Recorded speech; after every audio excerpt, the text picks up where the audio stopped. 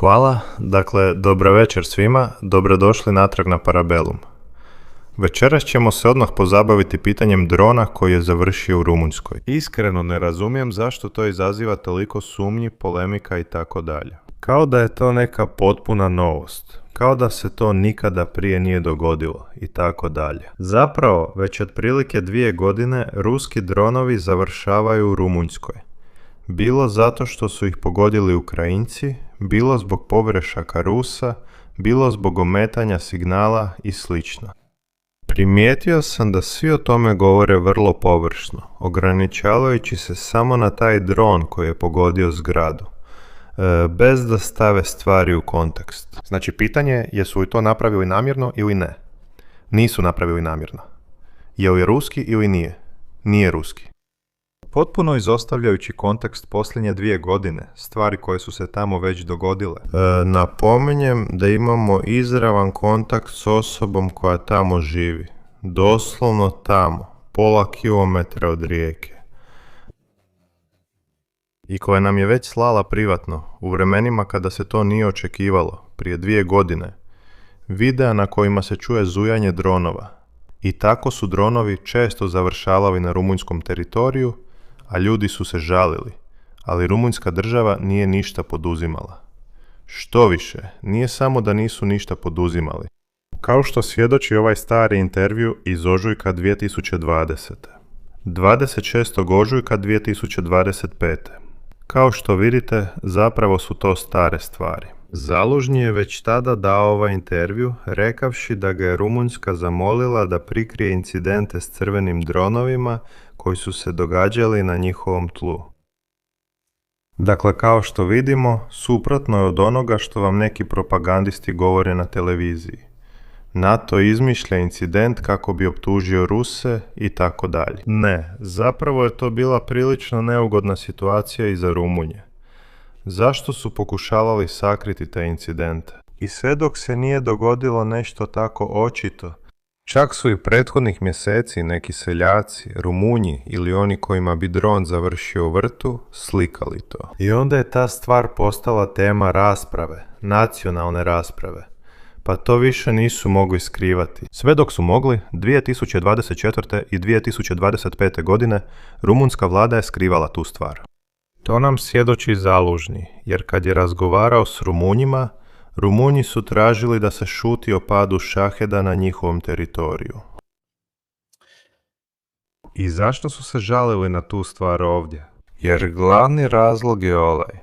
Naime, tada su Rumunji imali pravila angažmana koja nisu dopuštala rumunjskim zrakoplovima da napadnu te dronove. Bili su tu avioni, sve je bilo spremno, ali nisu ih smjeli napasti.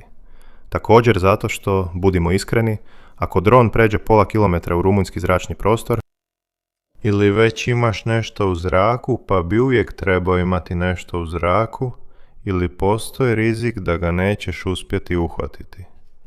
Postoje vremena za uzbunu pilota, osim ako ne postaviš protuzračnu obranu izravno tamo na tom području.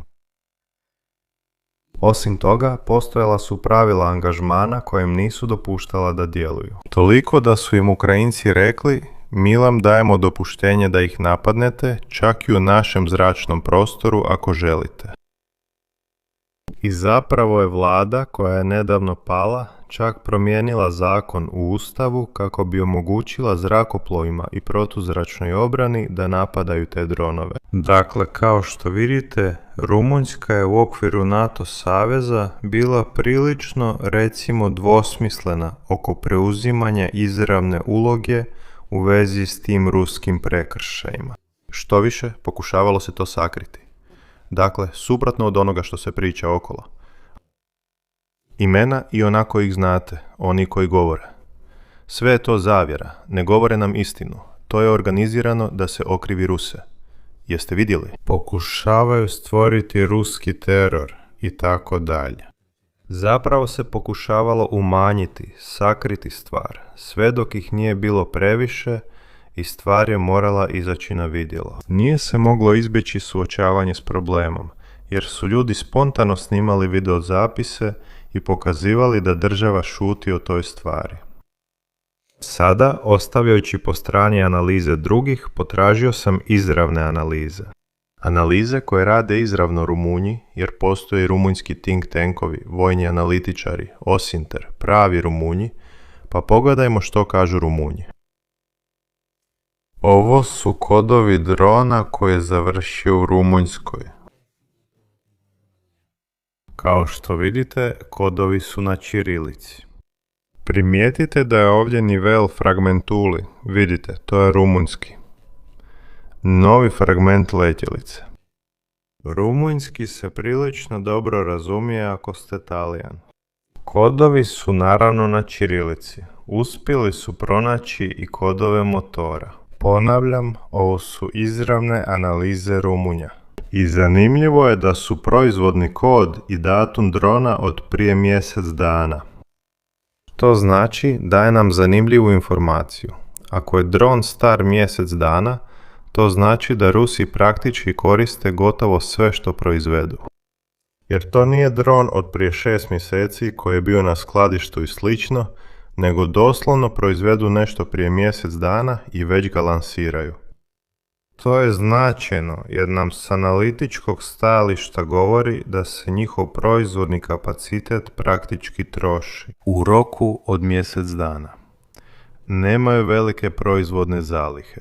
Gotovo sve što se proizvede vrlo brzo se lansira.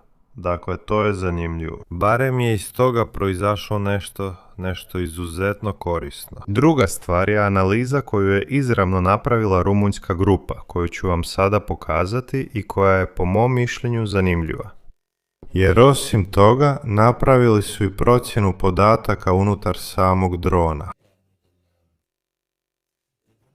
I pojavilo se ovo, što nije spomenuto ni u jednom novinama.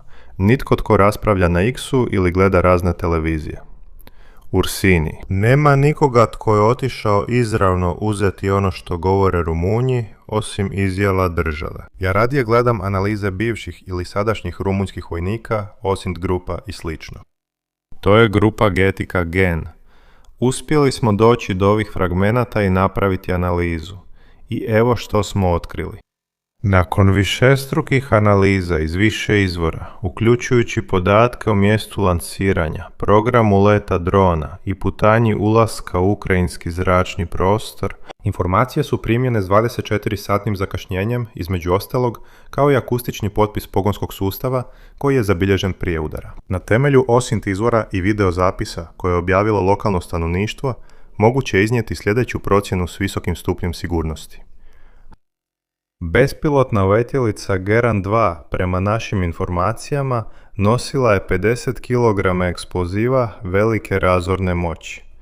Zašto to govore? Zato što je pronađena kapsula u koju se obično stavlja eksploziv, dakle nije bila prazna, jer se ponekad koriste i varijante poput Gerbera koje služe za izviđanje.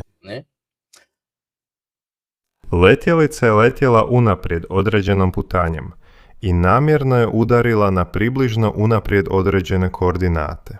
Dakle, već je bio programiran da ide na te koordinate, nije bio ometan niti je skrenuo s kursa. Područje udara nalazi se izvan perimetra ometanja ukrajinskih sustava za ometanje koji ometaju GLONASS, GPS ili slične sustave. Što je vrlo vjerojatno omogućilo barem djelomičnu satelitsku navigaciju tijekom misije u rumunjskom zračnom prostoru, s naglaskom na terminalno navođenje neposredno prije udara. Dakle, manevriranje i podaci nisu bili ometani, što znači da je morao stići tamo. Tijekom ulaska u nacionalni zračni prostor, dron je izveo sljedeće namjerne i unaprijed programirane radnje. Aktivno izbjegavanje radara. Manevi usmjereni na smanjenje radarskog odraza tijekom prolaska kroz rumunjski zračni prostor. Znao je gdje se nalaze rumunjski objekti. Aktivno ih je izbjegavao, mijenjajući visinu i koristeći teren. Kontrolirano spuštanje s visine započeto odmah nakon prelaska državne granice. Ovo nije pogreška. Ako se iznenada kada uđe na rumunjski teritorij spusti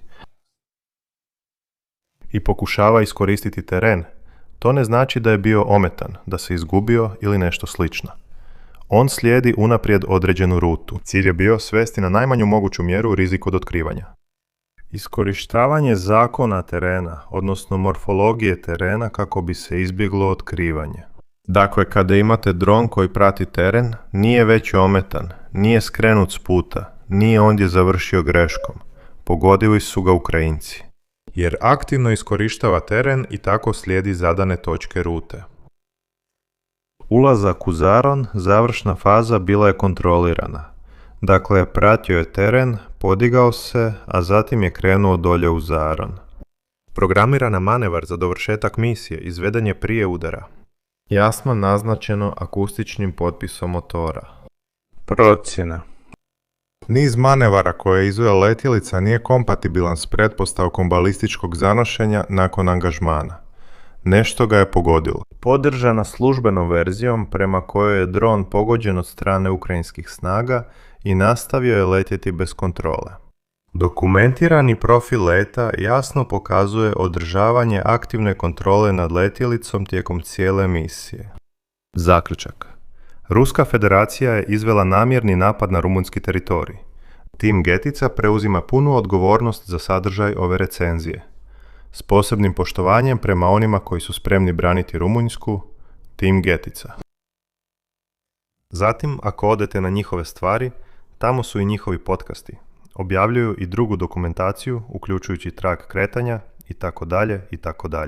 Dakle, kao što vidite, dron je izveo točno te manevre i stoga nije mogao biti ometan.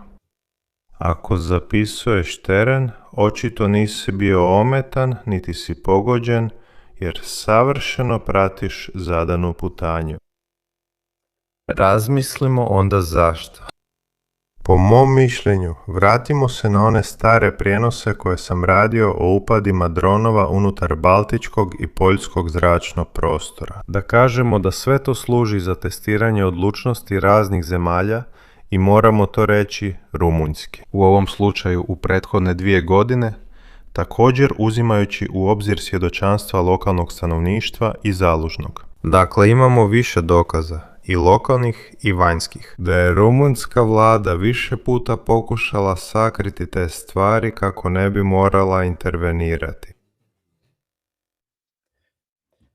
Zatim postoje službene izjave, tamo u blizini. Da, naravno, tu je baza u Konstanci.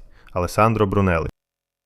Dakle, ovaj put vlada, ne mogavši se sakriti u sučesništvo zalužnog ili Ukrajinaca, i donijevši zakon koji ih angažira. I dronovi su djelovali, i zatvoren je ruski konzulat u Konstanci.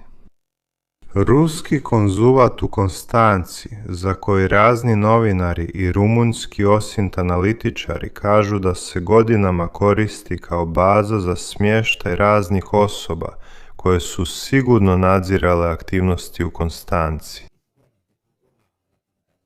Ni više ni manje. Dakle, to je bila neka vrsta trojanskog konja, u tom smislu. Dakle, možda sam i ja bio tamo. Potpuno su promijenili smjer u odnosu na prošlost. Ovaj put su iskoristili taj incident da se riješe tog problema, da imaju politički izgovor da uklone rusku prisutnost. Došlo je do velike promjene stava, recimo od strane Rumunjske. Zatvaranje konzulata u Konstanci. Najteži udarac je rusko špijuniranje u regiji. Intervju s povjesničarom Armandom Govituom. Sve su to rumunjski izvori. Sve zanimljivije je vidjeti što izravno govore njihovi analitičari, njihovi komentatori, nego slušati naše bilješke s jedne ili druge strane. Uklonili su ga upravo zato što je govorio da već neko vrijeme postoji vrlo čudna aktivnost. Pročitajte članak. Vidjet ćemo hoće li ući, jer je malo je dugačko. Želite li, hoće li ući u chat? Jer nažalost kad stavite strani link napravi sve te stvari. Za prijevod ću vam staviti kraću verziju, možete je sami prevesti. Evo je ovdje. Ovo je ono što kažu rumunjski novinari i analitičari što se tiče popusta. Dakle, kako vi vidite razne komentatore koje imamo u Italiji? Ne, nije ruski, bla bla bla. Ne donose podatke, ne donose analize, ne donose dokaze, jednostavno iznose svoj ideološki stav u vezi s incidentom. Da, tako je. Ne, nije tako. Ne donose ništa što bi potkrijepilo njihovu tezu. Pokazao sam vam slike s dijelovima koje sam vam pokazao, analize neovisnih nevladinih grupa, neovisnih bivših vojnih osoba i analitičara, Rumunja, sve smo vam to prikazali. Također i povijesne primjere. Nije prvi put da se to događa i objašnjenje ima puno smisla. Također, ako netko pogleda gdje se ta zgrada nalazila, shvatit će da bi dron, da je letio na određenoj visini, bio vrlo brzo uočen. Umjesto toga, stigao je dovoljno duboko da pogodi tu zgradu. Ako je pratio teren, očito još nije bio otkriven ni oštećen. I zato sve te razne teorije o pogrešci ili sličnim stvarima padaju u vodu. Zato je to zanimljivo. Vidiš, takvi me onda nasmiju. I za plinovod. Krivili su Ruse, ali zapravo sam ja bio prvi koji je rekao da su to bili Ukrajinci. Tim Porošenka u vrijeme kada to nitko nije sumnjao, objavio je to godinu dana prije nego što su Njemci pokrenuli istragu. Dakle, te glupe komentare možeš ostaviti nekome drugome.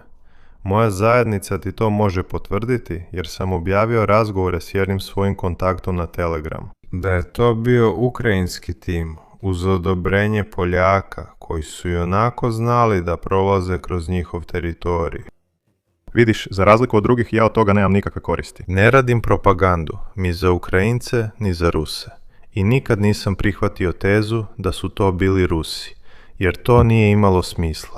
Pogledaj prve prijenose uživo koje sam napravio o uništenju Sjevernog toka, pokušao sam napraviti tablicu pozitivnih i negativnih scenarija za Ruse. Oni pozitivni su bili privremeno povećanje cijena plina, svi ostali su bili negativni. Dakle, s logičkog stajališta to uopće nije imalo smisla. Nikad nisam prihvatio te teze, dakle, vrijedi to ponovno pogledati. To je upravo ono o čemu govorimo. Cijela stvar koja je stara 3 godine. Da dam primjer. Čim moraš govoriti o nečemu, automatski svi scenariji moraju biti ili za jedno ili za drugo. Kad je logika i Okamova britva. Ali kad su svi faktori jednaki, kažu ti da je najjednostavnije rješenje najispravnije. Ne trebaš se zamarati. Dakle, gospodo moja, sve je to strategija, naravno. Kao što je i ukrajinska strategija. O korištenju dronova unutar baltičkog zračnog prostora, što je kasnije dovelo i do smjene ministra obrane. I tako dalje. U smislu da prolazak kroz baltički zračni prostor zasigurno omogućuje Ukrajincima da naiđu na manje ruskih protuzračnih obrana. Zatim, kada postoji suučesništvo od strane baltičkih država, s obzirom na to da je zbog toga pala i jedna vlada, to je sasvim druga priča. Usput, ako se sjećate, kada se govorilo o napadu unutar zračnog prostora Baltika i Poljske s dronovima, pokazao sam vam analizu jednog poljskog analitičara. Potražite taj prijenos uživo, onaj s krilatim husarima na naslovnici. Bio je zanimljiv. Zašto poljski analitičar? Ne kada se dogodio napad, već 4 mjeseca ranije. Iznija analizu nekih dronova koji su završili između Bjelorusije i Ukrajine, ali su u sebi imali poljske, estonske i litavske SIM kartice. I on je iznio teoriju, stavio sam dokument u opis videa, da su to vrlo vjerojatno bili testovi koji bi u budućnosti doveli do korištenja dronova u Poljskoj. Dakle, kao što vidite, već je bilo prethodnih testova u tom smislu. I bio je u pravu, jer se onda prije 3-4 mjeseca točno to dogodilo. Zanimljivo je vidjeti da ponekad pogodimo koristeći mozak. Ispod videa o husarima pronaći ćete dokument koji je objavio ovaj analitičar. Klinja koji nije bio Rus, koji je bio rusko-poljski, kojeg tada apsolutno nitko nije doživljavao, nitko ga nije shvaćao ozbiljno, a zapravo je on bio u pravu. S druge strane, oni koji su bili unutra. U Poljskoj su bili varijanta mamca Gerbere bez eksploziva, možda kako bi se izbjegla bilo kakve veće nesreće. Dakle, zanimljivo je to, ovdje nema smisla skladištiti te stvari. Ovdje. Imam osobne kontakte na tom mjestu, koji na već 2 godine šalju snimke dronova. Prije 2 godine su nam slali te snimke. To je djevojka, usput rečeno, iz Indije, prestravljena do smrti. Prijateljica moje supruge, koja nam je noću privatno slala te snimke. Tamo je kuća odmah. I dolazili su. Dakle, tu priču znam puno prije nego što je postala ova zbrka o kojoj danas pričaju. I tako dalje. Bili su dobri i po pitanju dronala koji su završili u Poljskoj. Pogodi, to su bili oni s dvostrukim spremnikom. Pogodi, one s litvanskim i poljskim registracijama. Malo previše slučajnosti. Ne. Jeste li ikada više vidjeli druge dronove s dvostrukim spremnikom? Ne. Zašto? Zato što ti za Ukrajinu očito ne trebaju dronovi s dvostrukim spremnikom. Zato je zanimljivo vidjeti i ove stvari ovdje. Nije da lete iznad Rusije, Bjelorusije nekažnjeno. Oni su između jedne i druge strane granice, između Estonije i Estonije, Bjelorusije, Litve, Bjelorusije i tako dalje. Oni se drže jako blizu granice jer ih protivnici ne mogu presretati dronove u NATO zračnom prostoru. Dakle, Ukrajinci to iskorištavaju, ali su također pokušali iskoristiti Bjelorusiju, kao što su prošli i desno od Bjelorusije. Ponekad, na primjer, dok su išli na sjever prema bazi 76. ruske zračno-desantne divizije, ipak su bili mnogo češće presretani. Ni više ni manje. Dakle, sigurno je Baltička ruta ona koja im daje najviše prilika, krećući se ipak u samu granicu. Oni koji su bliže granici vjerojatnije će biti pogođeni. Omatanje od strane Rusa. Malo je drugačije kada neki ukrajinski dronovi završe 100-150 km unutar estonskog ili litvanskog prostora i tako dalje. Dakle, ima pomalo od oba ova faktora. Uvijek treba biti iskren. Ne treba tvrditi da je nešto apsolutno tako ili imati unaprijed stvoreno mišljenje. Neki slučajevi su opravdani, drugi nisu ili su puno sumnjiviji. Zato uvijek treba uzeti u obzir svaki slučaj posebno, svaki dron posebno. Kojim putem je krenuo? Na primjer, mnogi ruski dronovi koji su završili u Rumunjskoj u prethodne 2 godine. Možemo reći da nisu bili programirani da povode Rumunjsku. Jer su završavali usred polja, dolazili su već oštećeni. Ili je to bila aktivnost ometanja. Dakle, zanimljivo je vidjeti zašto postoji razlika kod ovog drona koji je nešto pogodio u odnosu na ostale. Dronovi koji su ipak završili u Rumunjskoj, ali su tamo završili ili greškom, ili zbog ukrajinske protuzračne aktivnosti, ili zbog ometanja. Jer to je ta promjena. Nije novost da dronovi završavaju u Rumunjskoj. Novost je da je ovaj dron bio programiran za tu svrhu. Za razliku od prethodne 2 godine, kada su završili nasumično, i to je izbor, to je namjeran izbor. Možda bi se vidjela neka reakcija. Otkako su Rumunji promijenili zakon o presretanju, nije bilo incidenata. Možda su htjeli vidjeti hoće li Rumunji, nakon što su promijenili zakon, slijediti vlastiti zakon i provesti ga do kraja, ili će odugovlačiti kao prethodnih godina. Jer možda je zakon bio samo utjeha za narod, kao, evo, donijeli smo zakon, sad možemo. A onda se zapravo nije dogodilo apsolutno ništa. Te stvari služe za testiranje stupnja odlučnosti jednog, i to nije slučajno. Moramo također sagledati stvari s vremenskog i političkog aspekta, jer se ovaj incident događa za vrijeme smijenjene rumunjske vlade. U ovom trenutku Rumunjska. Vlada koja, da tako kažemo, drži stvari samo pro forma, zasigurno je vrlo slaba. Dakle, Koji je bolji trenutak za testiranje odlučnosti jedne zemlje nego u trenutku tranzicije? Ne. Važno je politički tajming, ne samo vojni tajming ili tehnički čimbenici dronova.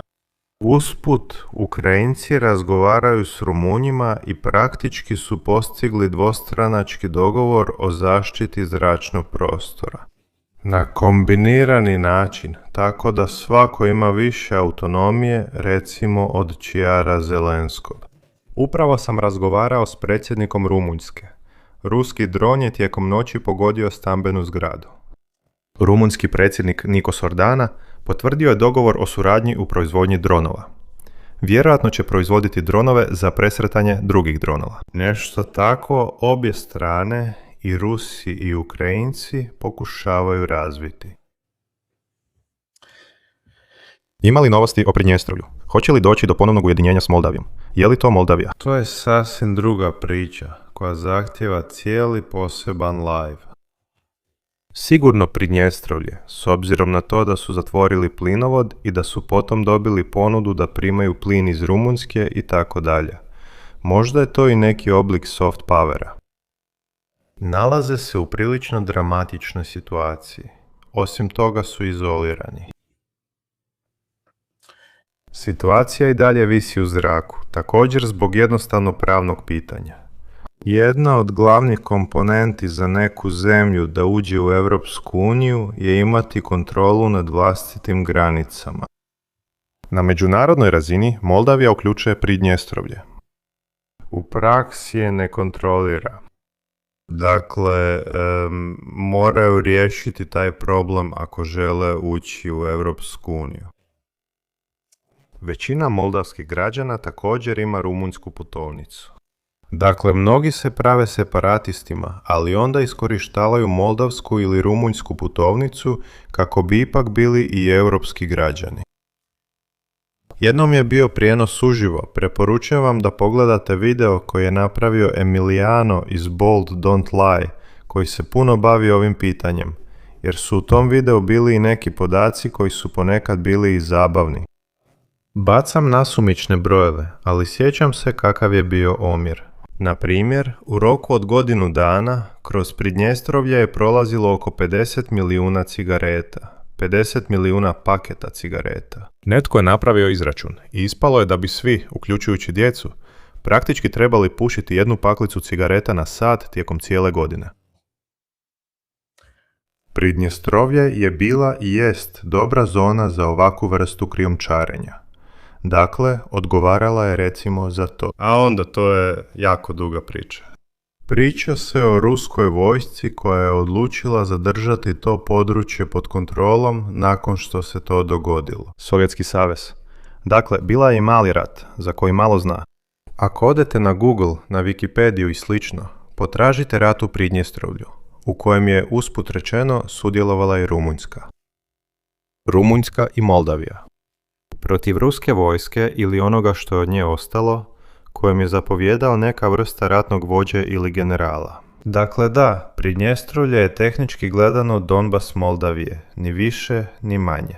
Postoji mnogo paralela, ne samo s aspekta sovjetskog uplitanja, kolonizacije, već i s industrijskog aspekta. Pridnjestrovlje je bilo najindustrializiraniji dio zemlje, dok je ostatak Moldavije bio više ruralan. Tamo su bile elektrane, tamo su bile tvornice teške industrije, tamo je bilo najveće skladište streljiva i tako dalje. Dakle, kao što vidimo, u tom smislu postoji mnogo zajedničkih stvari. Dakle, izvore ćete pronaći ispod, možete ih pregledati, naravno uvijek izvori, ovdje ćete pronaći rumunjske izvore o analizi dijelova drona. Dakle, ponavljam, rumunjski izvori, trudim se koristiti izvore iz zemlje u kojoj se stvari događaju, koji su sigurno zanimljiviji. Dolazimo do teme koja je ujedno i razlog naslovnice, Game Theory, odnosno teorija igara. Mogući scenarij koje može provesti jedna ili druga strana. Nastao je iz moje skice, doslovno napravljene u Paintu, koju smo zatim dali umjetnoj inteligenciji, koju smo je onda dali. Praktički stotine izvora mojih dokumenata, uključujući ono što sam napisao o problemima ukrajinske i ruske vojske, o regrutaciji, gubicima i tako dalje. I moram reći da je umjetna inteligencija potvrdila većinu stvari koje sam spontano napisao i koje su se dogodile. I ispadne nešto ovako. Praktički smo joj postavili pitanja, scenarije za Rusiju i za Putina na duži rok. A scenariji su sljedeći. Pitali smo je jesu li scenariji koje sam ja napravio bili točni i djelomično nam je odgovorila. 5 scenarija je dobro mapirano s brojčanim ispravkama u vezi masovne mobilizacije o održivosti. Dakle, praktički. Također da, bravo Fabija. I dakle, praktički smo pokušali vidjeti potvrđuje li ili ne, jer na kraju nema baš puno mogućih pozicija. Nije uzeo u obzir ni faktor Orbana, jer je onda došlo do promjene s Magyarom i tako dalje. To je naš, dakle za one koji pitaju koji je model, koji je to model. Vrlo je usmjerena na vojne izvore i OSINT. Tablica scenarija je revidirana nakon moje izvorne verzije i pitanja. Mogući scenarij za Ruse. Djelomična mobilizacija. Mogućnost pobjede je niska. Ekonomska održivost. 4, 5 od 10. Ali opadajuća. On je mislio da opada, a ja sam mislio da će s vremenom postajati sve problematičnija. Odnosno, od 4 od 10 postojalo bi 5 od 10, 6 od 10, 7 od 10, sve do ekonomske neodrživosti. S trenutnim podacima smatra rezerve iscrpljenima za 6 do 12 mjeseci. Ran windfall je faktor koji uključuje zbrku s Iranom.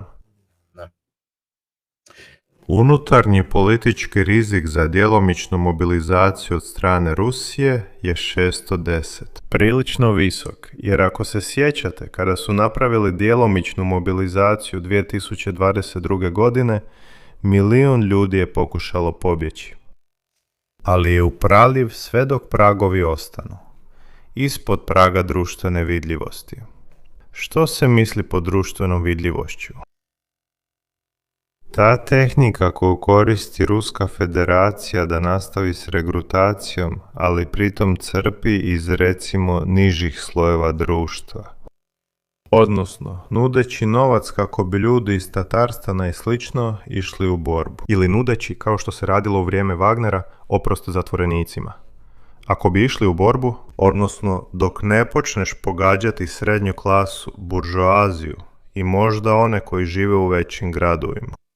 Postoje mnoge analize koje smo prikazivali na kanalu gdje je omjer poginulih u odnosu na oblasti iz koje dolaze bio neusporediv za Tatarstan u odnosu na Moskvu. Odnosno, Tatarstan je, iako ima 20 puta manje, čak i više, možda je bilo 40 puta manje. Stanovništvo u odnosu na Moskvu imalo je otprilike 140 puta veći broj poginulih, jer je ta oblast doprinosila mnogo više u odnosu na broj stanovnika. Druga opcija je zamrznuti sukob. Ekonomska održivost zamrznutog sukoba je naravno upola manja, 5 od 10. Naravno. To se povećava s vremenom jer zamrznuti sukob ne znači korejsko rješenje gdje je fronta zaustavljena i postoji primirje. To znači, dobro ili loše, nitko od njih ne pokušava napredovati, ali se i dalje nastavlja na razini raketa, dronova i sl. Dakle, s vremenom se obje sposobnosti za proizvodnju sustava dugog dometa povećavaju i stoga neizbježno postaje sve neobičnije.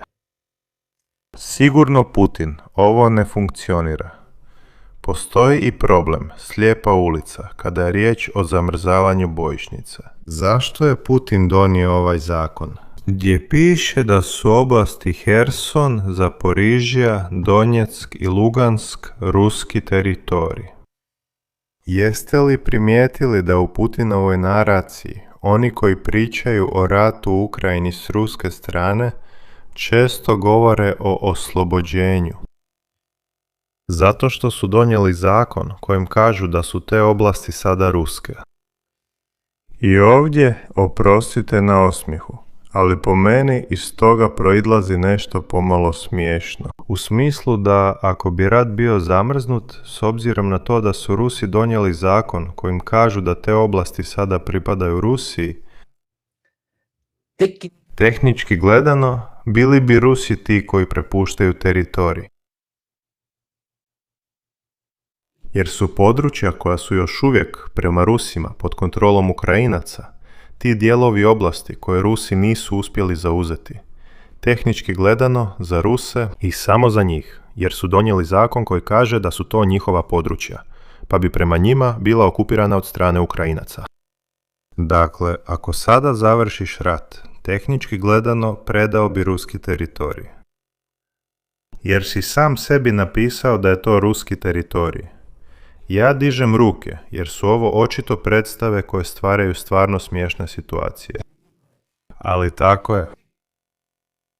Dakle, ako bi Putin iz bilo kojeg razloga završio rat i ostao bi čak i samo 1 kilometar oblasti Herson, Zaporižje, Donjecka ili Luganska, tehnički bi predao ruski teritorij. Vi odlučite.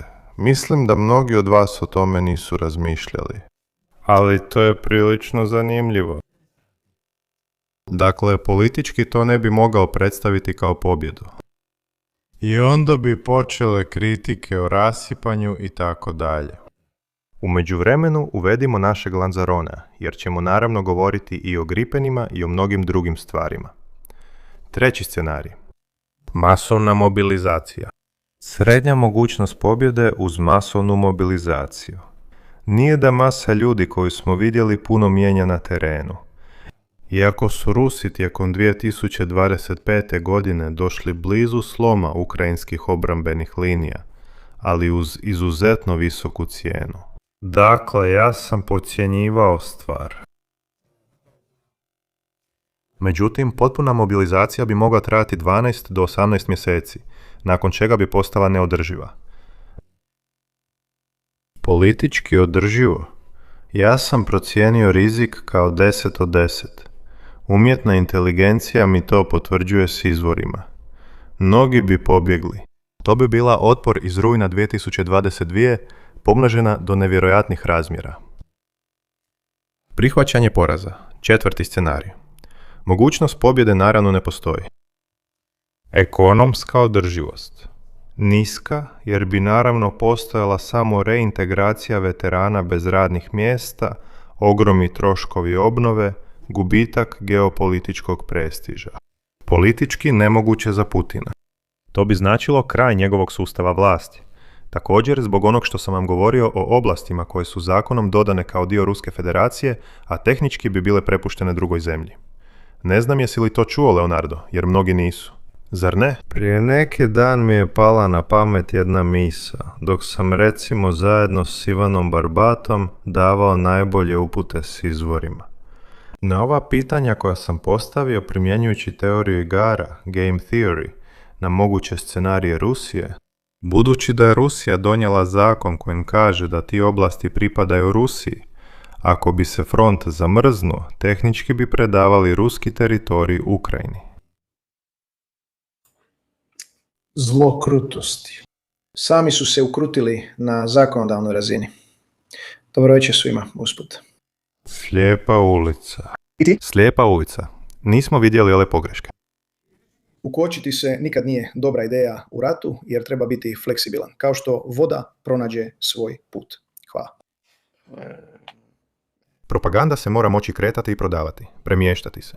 Mora moći prodati i ono što se ne može prodati, naravno.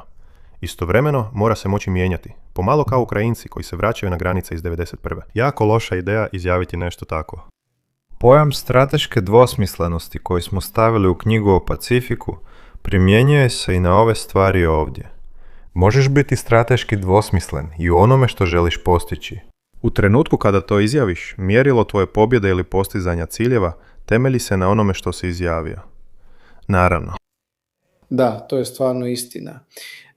Postojanje crvenih linija je opasno, jer s jedne strane čini tvoju volju jasnom, ali u nekom trenutku moraš biti spreman održati svoje obećanja. I sjećam se da na Wikipediji postoji stranica posvećena tome koliko je crvenih linija, ruskih crvenih linija Ukrajina i Zapad prešli.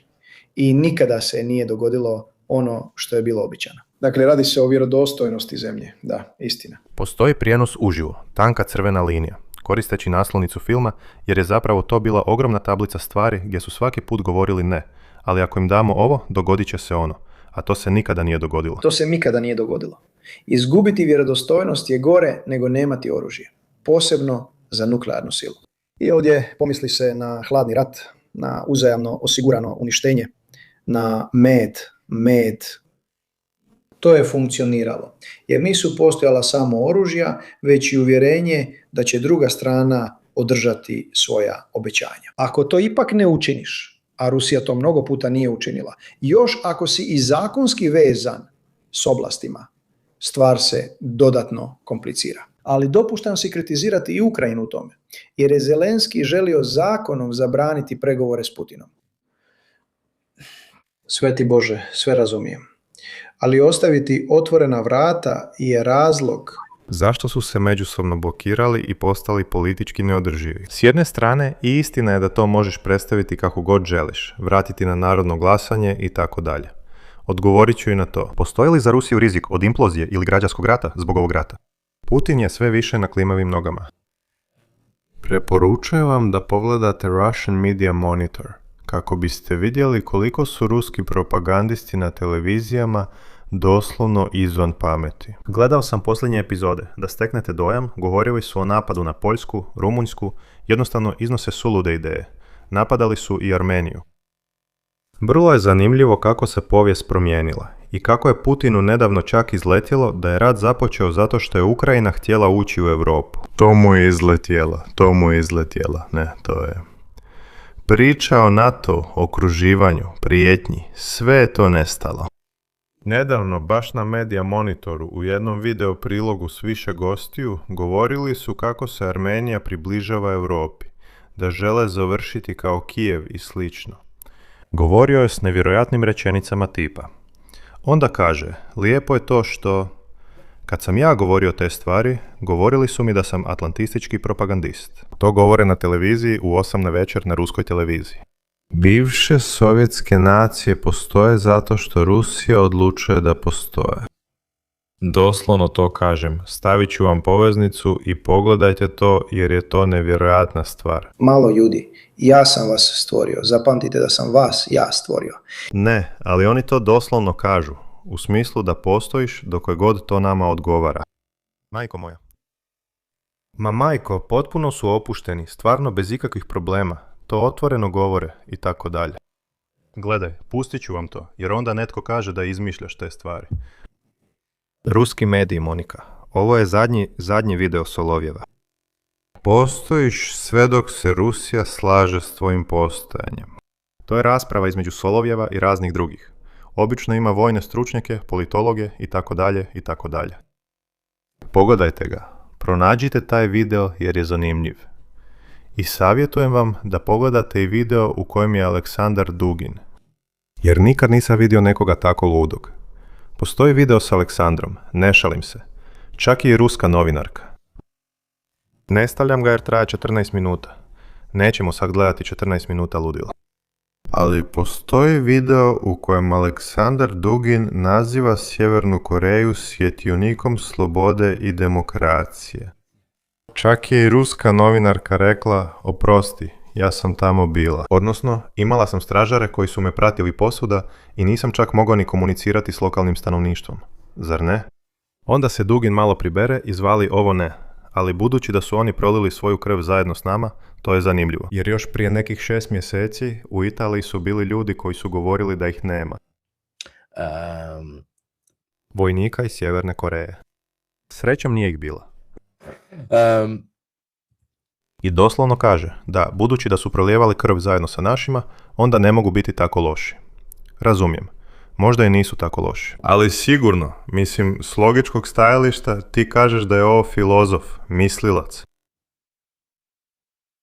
Znači, proturečiš sam sebi u roku od jedne. A onda iznosi nešto što sam i ja mislio. Ali je li ovo video za ismijavanje ili je stvaran? U jednom trenutku iznosi razmišljanje zbog kojeg mu se čak i ruska novinarka gotovo nasmije u lice, gdje kaže da se raspad Sovjetskog saveza dogodio i zahvaljujući Lutki Čeburaška. Ne šalim se. Lutka Čeburaška. I ja kažem, pa što je, dobra ga ta Lutka Čeburaška. Pokaži, i tu je, izvadi. Gledam, ta lutka, uglavnom, to je kao neka vrsta lutke s velikim ušima. Gdje on stvarno kaže da se Lutka Čeburaška zapravo odnosi na demona mjeseca. I da je natjerala sovjetski narod da sanja o individualizmu. U redu. I to ih je praktički navelo da pomognu raspadu. Vidi, jako si isprovociran. Od ove lutke. Činjenica je da čak i neki ruski vojnici imaju ove lutke u svojim ruksacima kad idu u borbu. I on kaže da je ta Čeburaška usadila misli hvala. Основание древних пентаклей, воспроизводящих символические черты демона Луны. Čeburaška je koncentrirani izraz one slaboumnosti s kojom se borim cijeli život. Kraj postavljanja. Čak i čujete ton novinarke. Ako si ti napisao ovo i ovo, a on ti izvuče ovu superkazolu gdje kaže da je lutka praktički natjerala ljude da sanjaju o individualizmu i tako dalje protiv kolektiva. Neću gledati 14 minuta ovoga. Pogledajte ovaj video i pročitajte komentare. Da, subverzivna kapitalistička lutka. Čak ni lol lutke ove stvari. LOL, questa qua. Kunem ti se, razina onoga što sam vidio ovih dana na ruskoj televiziji je nešto što ne možeš ni zamisliti ni u distopijskom filmu. I tako dalje. I govoriš neke stvari. Kad je ona prigovorila da u Koreji baš i nemaju slobodu, s obzirom da se kretala naoružana, uz naoružanu pratnju i nije smjela razgovarati s ljudima, on je rekao: da, ali kolektivitet koji ja imam na umu nije individualan. Odnosno, sloboda. Nije to individualna sloboda, to je kolektivna sloboda. I onda kaže da je jedini način da se postigne mir, rat. Praktički je citirao Orwella. Orwellove maksime iz 1984. Ne šalim se, to kažeš u samom videu. Vjerujem da nikada nisam vidio tako nevjerojatan video. Ali to ću vam preskočiti jer on uvijek tamo viče. No obično je Dugin imao iskrivljeno razmišljanje. Pročitao sam je, 4. političko proročanstvo i tako dalje.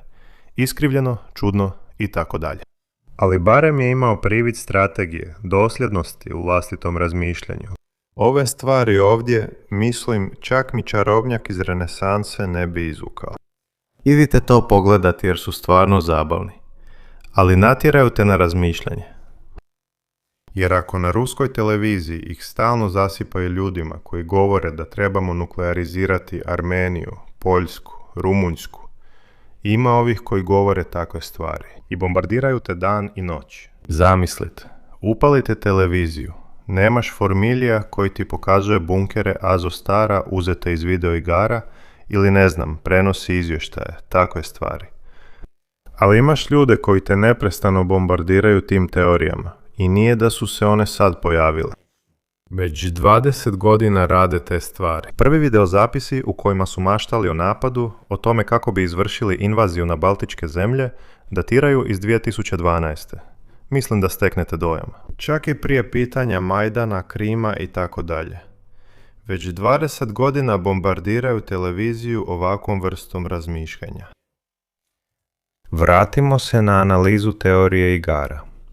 Poraz grada Citacione, dakle, apsolutno nije opcija koju treba razmatrati. 5. Namjerno zaoštravanje s NATO-om. Mogućnost pobjede srednje do niska. I objasnit ću zašto je srednje do niska. Ovo je bio scenarij koji mi je pao na pamet i koji me nadao na ideju da primjenim teoriju igara.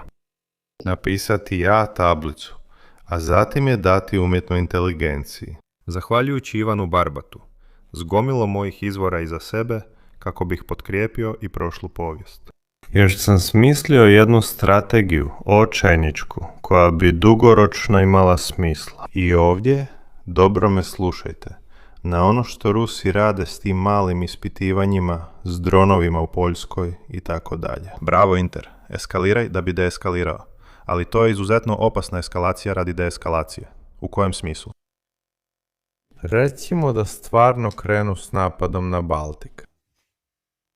Našao bi se s frontom, s NATO-om, s Amerikancima koji se već pomalo povlače, pomalo prijete, više ne daju oružje, nego ga samo prodaju. A onda ga mi dajemo Ukrajincima koje je moj otac kupio na sajmu na istoku. Ako dođe do pravog napada, gdje mora postojati zajednički odgovor, a nema zajedničkog odgovora,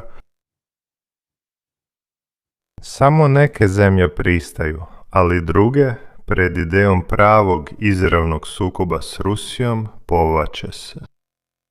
I zato Rusija tehnički ide provjeriti, postoji li blef.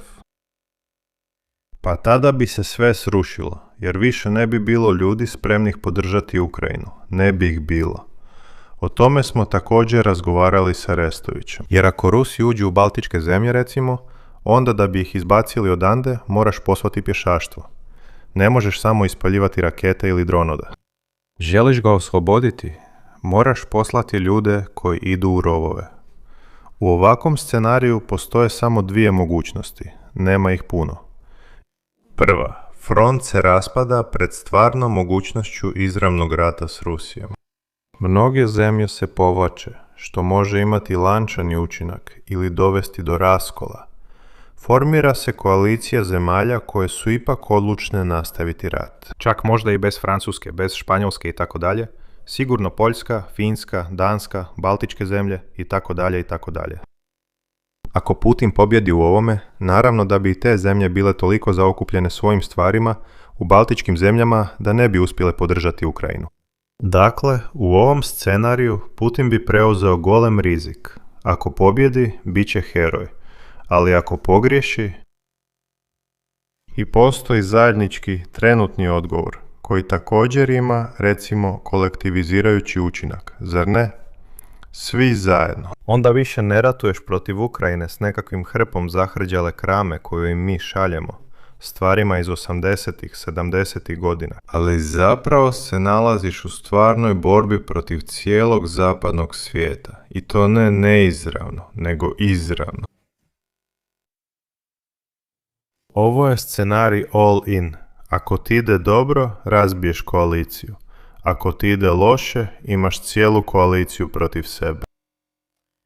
U posljednje vrijeme, s povratkom Mađarske u NATO i Europsku uniju, recimo da postoji i više koordinacije, pa tako neki problemi izlaze na vidjelo. Treba reći da se unutar ove analize mora uzeti u obzir i političko vrijeme.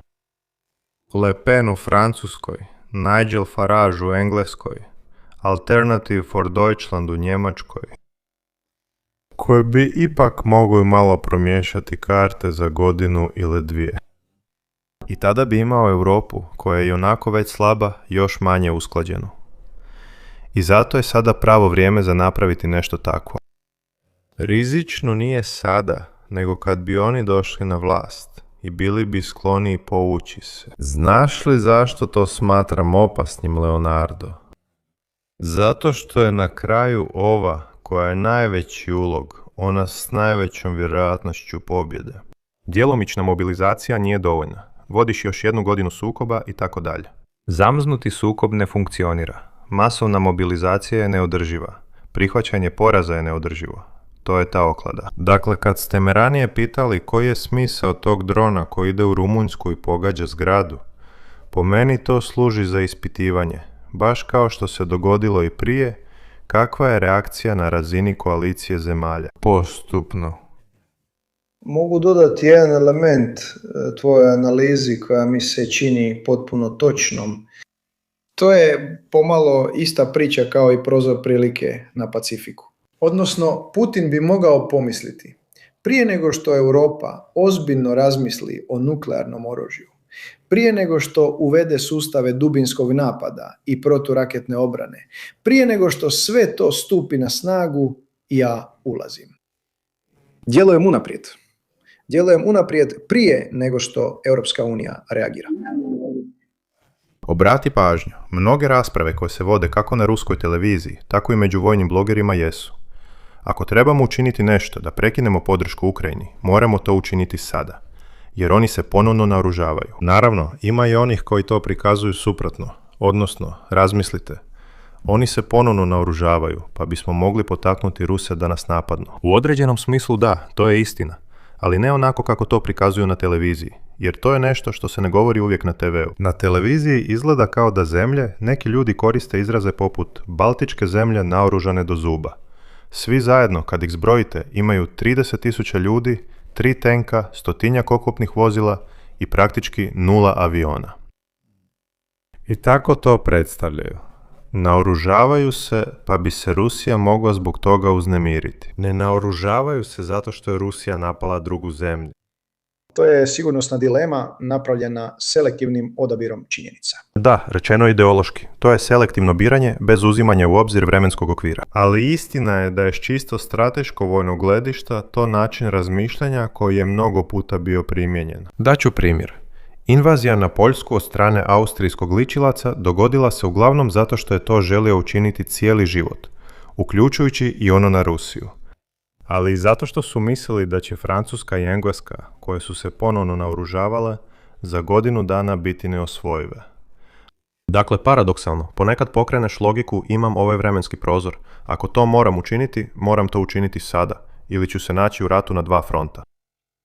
Da, ali također mora biti jasno da prvi bacanje kocke u ovoj priči, čini mi se, nije napravila Europa. Evo, čini mi se da Europa reagira na situaciju, na povratak ruske asertivnosti, kažem to vrlo ublaženo. Kao iz knjige, to je reakcija, europska reakcija koja je, usput rečeno, pokrenuta od strane Rusije i Trumpa. Jer zašto mi imamo... Također je i sramežljiva, jer ako pogledamo što se dogodilo na Krimu, uveli smo sankcije na 1 ili 2 godine. Vojni izdaci rastu, koji su i onako, ako pogledamo trend, bili u padu od 90-ih, malo porastu s Krimom, a nakon 2 godine se ponovno stabiliziraju i opet počinju padati. Samo je Poljska sramežljivo počela lagano povećavati. Sve to reakcija. Nije to da se naoružavam jer želim napasti, što bi uopće htio.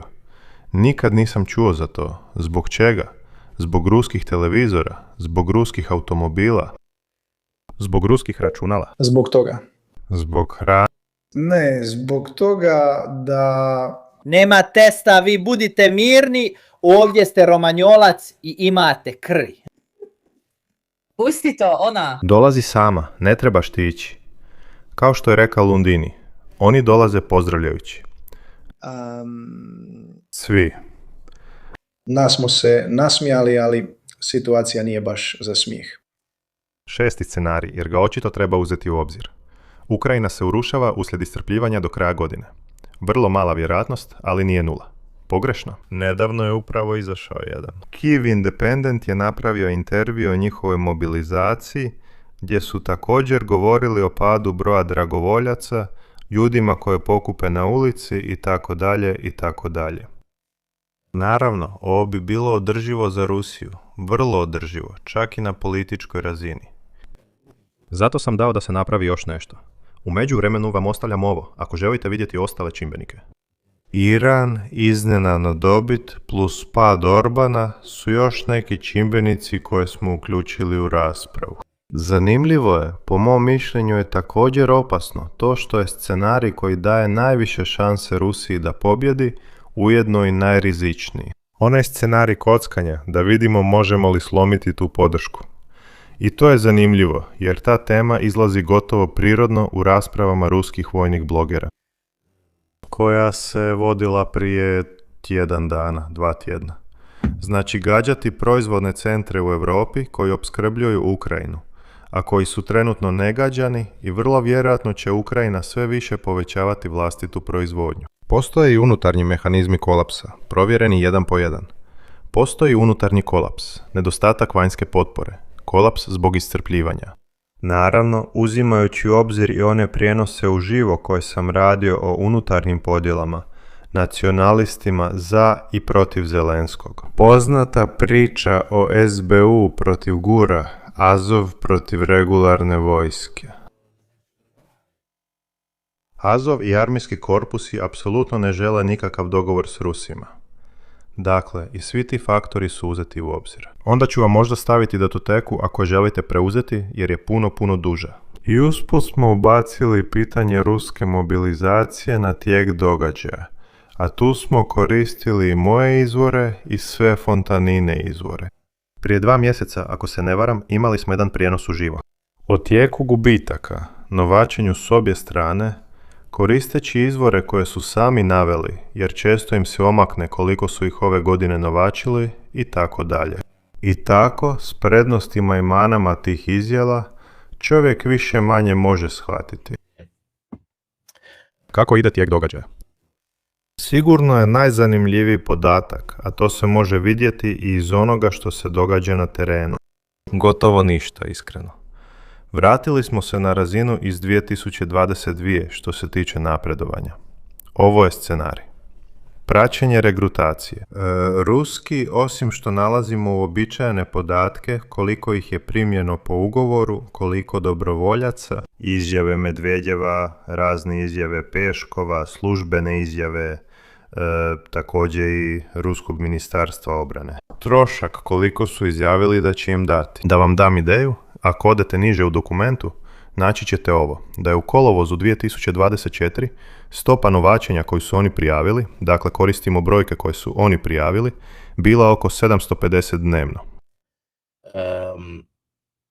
Pred kraj 2024. godine 1720 dnevno zapravo su prijavili 158.000 ugovora, od kojih je 400.000 bilo saveznih plus regionalnih. U siječnju 2025. Kao što vidite, brojke su ostale vrlo slične, 1700 dnevno. U ožujku i travnju 2025. pali su na 1200, 1300. Ako uzmeš te brojke i usporediš ih s tablicom komercijalne ponude, primijetit ćeš da svaki put kad dođe do pada, povećala se komercijalna ponuda za održivost. U ljeto 2025. pali su na 1000. U redu. Već u svibnju i lipnju došlo je do pada. U ljeto 2025. nastavljen je daljnji pad. A danas ih je 800 dnevno, što znači pad od 20%. Od 20%. Glavna su signala 2. Prvo, stopa opada. Barem 20 u prva 4 mjeseca 2026. Drugo, prosječni bonus eksplodira 195.000 rubalja u ljeto 2024 na 1,47 1,55 milijuna. Prosječne ponude iz ožujka 2026, dakle povećano 7-8 puta. Zašto je ovo zanimljivo? Jer sam se uvijek pitao, ali je li to održivo? Ruska država plaća sve više da bi regrutirala sve manje ljudi. To je operativna definicija zasićenja tržišta vojne radne snage. Zamolili smo te da napraviš projekcije. U smislu, ako žele povećati broj ljudi, kako je išlo tempom od 30-35 tisuća mjesečno u svibnju i lipnju 2025. To bi mogli postići trošeći 10 puta više nego što su trošili u ožujku i travnju 2025. Problem je što je u međuvremenu i gospodarstvo usporilo. Ovaj model, prema onome što nam kaže umjetna inteligencija, politički je neodrživ.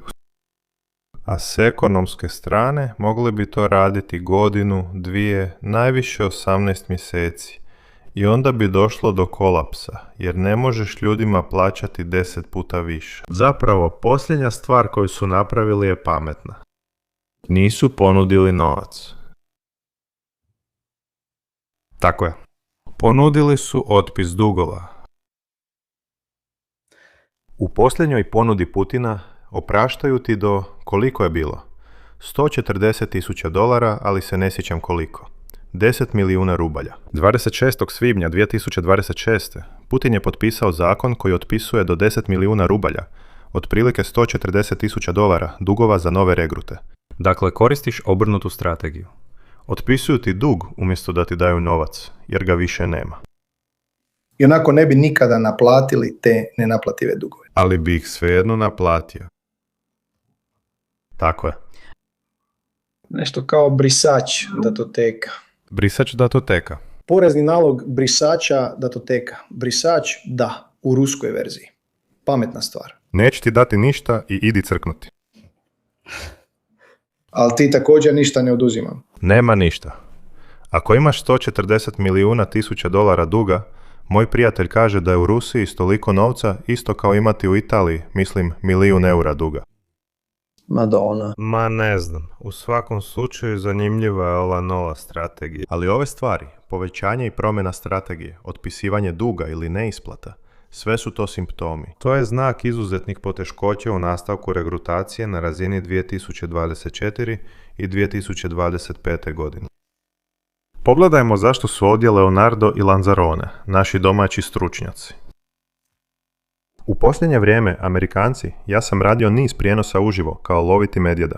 Za one koji nisu gledali, Loviti medvjeda je prijenos uživo gdje dokazujem pomoću OSINT izvora i korištenjem raznih članaka uz podršku drugih studija, drugih think tankova poput Tocina i slično, kao što Ukrajinci.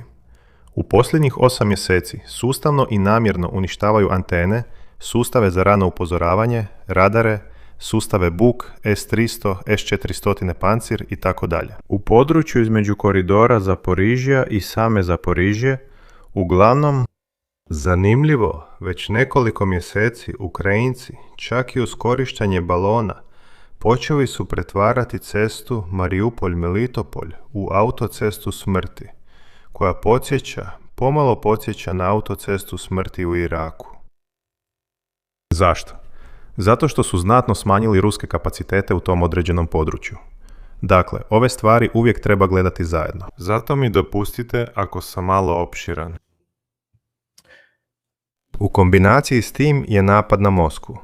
Napad na Moskvu na ciljeve koje Rusi moraju nužno braniti. Prisiljeni su braniti ih zbog prestiža. I već zauzimaju mnogo protuzračnih resursa dostupnih Rusima.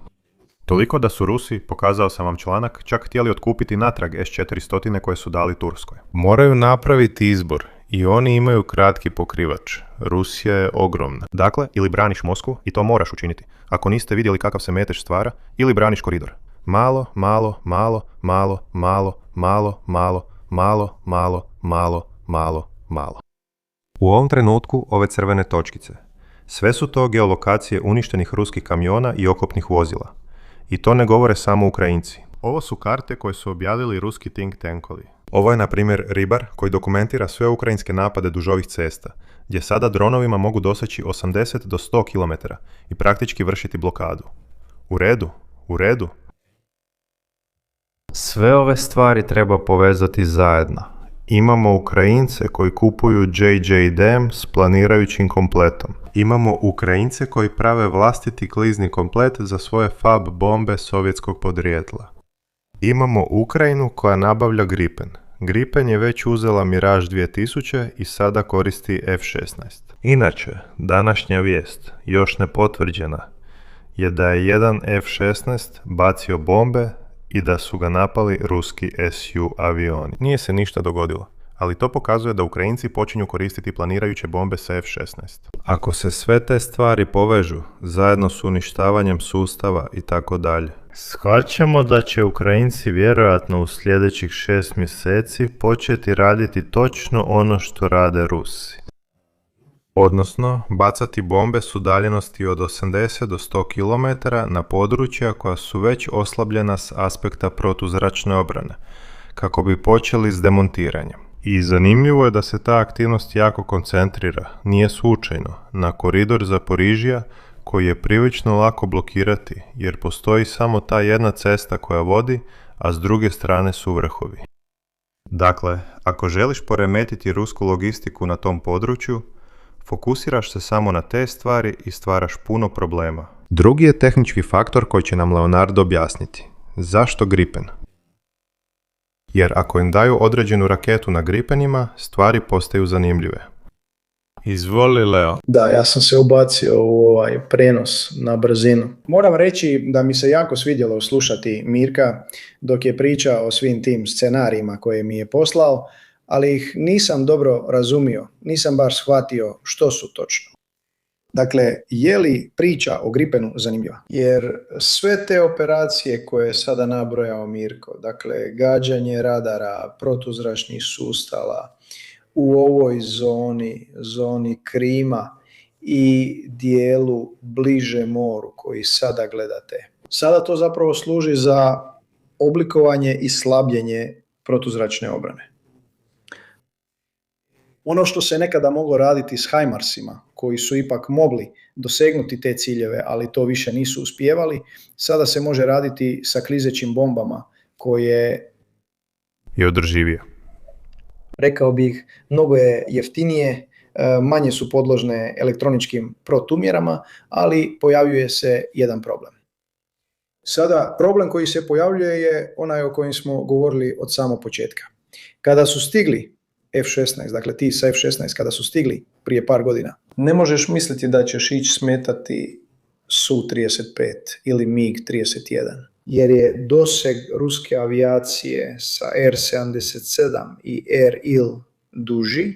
I postoje dokazi o potvrđenim obaranjima u Ukrajini, ovdje na 180 km da steknete dojam. Jedan MiG-29, ako ga morate izbaciti, pilot je rekao da nije imao čak ni rano upozorenje. Ma ne, jer ovdje je uvijek postojala ta tehnološka razlika koja je objektivna, jer su ruski lovci tehnološki superiorniji u pogledu raketnog naoružanja i radara u odnosu na ukrajinske naslijeđene avione. Dakle, ukrajinski Su-27 i MiG-29 su u mnogo starijem stanju u odnosu na ruski. I s poznatim track-wise scanom to nije napravljeno. To je ono što je vezivanje cilja. S istim pokretom ruskog radara mogu se obarati ukrajinski zrakoplovi na velikoj udaljenosti, a da oni nemaju čak ni upozorenje. Tek kada se radarom navođeni projektil aktivira u neposrednoj blizini cilja. Dakle, mi smo uvijek govorili da bi F-16, barem u početnoj fazi, imali isključivo obrambenu ulogu. DCA, Defensive Counter Air, dakle obrana ukrajinskog zračnog prostora od ruskih dronova i projektila.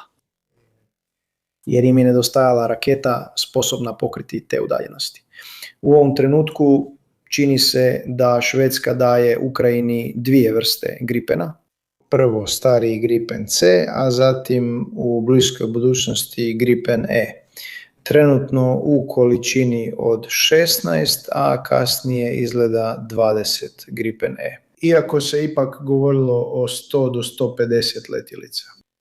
Ali o tome se govorilo jer je to otprilike veličina čak i minimalna, pa i mala za ukrajinsko zrakoplovstvo.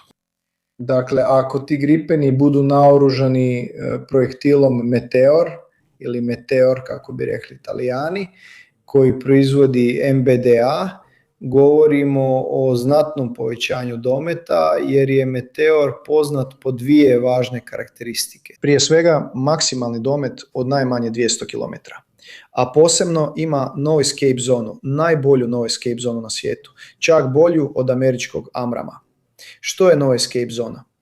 To je područje oko projektila u kojem je obaranje sigurno, jer ovaj projektil ima pogonski sustav s ramjet motorom. Dakle, ima pogon tijekom cijelog svog leta. Ne samo s raketom koja ga odvaja od zrakoplova ili s boosterom koji mu omogućuje prvi dio leta.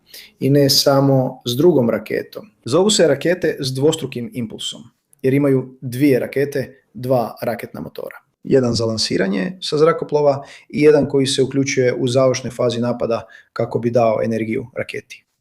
To je dobro rješenje. Ali imati pogonski sustav koji gura raketu tijekom cijelog njezinog leta omogućuje joj da prati zrakoplov u raznim manevrima. Bolje od bilo koje druge letjelice, od bilo koje druge rakete. U ovom trenutku Meteor je izuzetno strašan, koristimo ga mi, koristi ga Južna Koreja i... Usput, znaš li što je najvažniji faktor? Nije toliko, jer jedan nije čudotvorno oružje, zato nemojte praviti bombastične naslove. Dolaze ih 16. 16 Gripena mijenja rat. Ne, sve su to gluposti. Poanta je u tome da ako Ukrajinci mogu s nekoliko desetaka aviona ometati ili spriječiti ispuštanje klizećih bombi od strane ruskih aviona, to je već nešto. Jer ja ti pucam meteorom sa 150 km, ti pucaš, znaš da sam svejedno tamo i mogu ti smetati. Da, mijenjaš dinamiku. Uz to s vrlo malim rizikom. Ispustiš i odeš. S udaljenosti iz kojih vjerojatno ni S-300 ni S-400 ne znam hoće li moći zahvatiti cilj. Jer ti pucaš na ruski avion koji izbacuje klizeću bombu, spustiš se nisko, on izgubi zaključavanje i ti odeš. Ako si na 150 km, dok i S-400 ispali rakete, ti već bježiš u drugom smjeru, raketa. Ako već bježiš u drugom smjeru, teoretski bi trebao uspjeti pobjeći.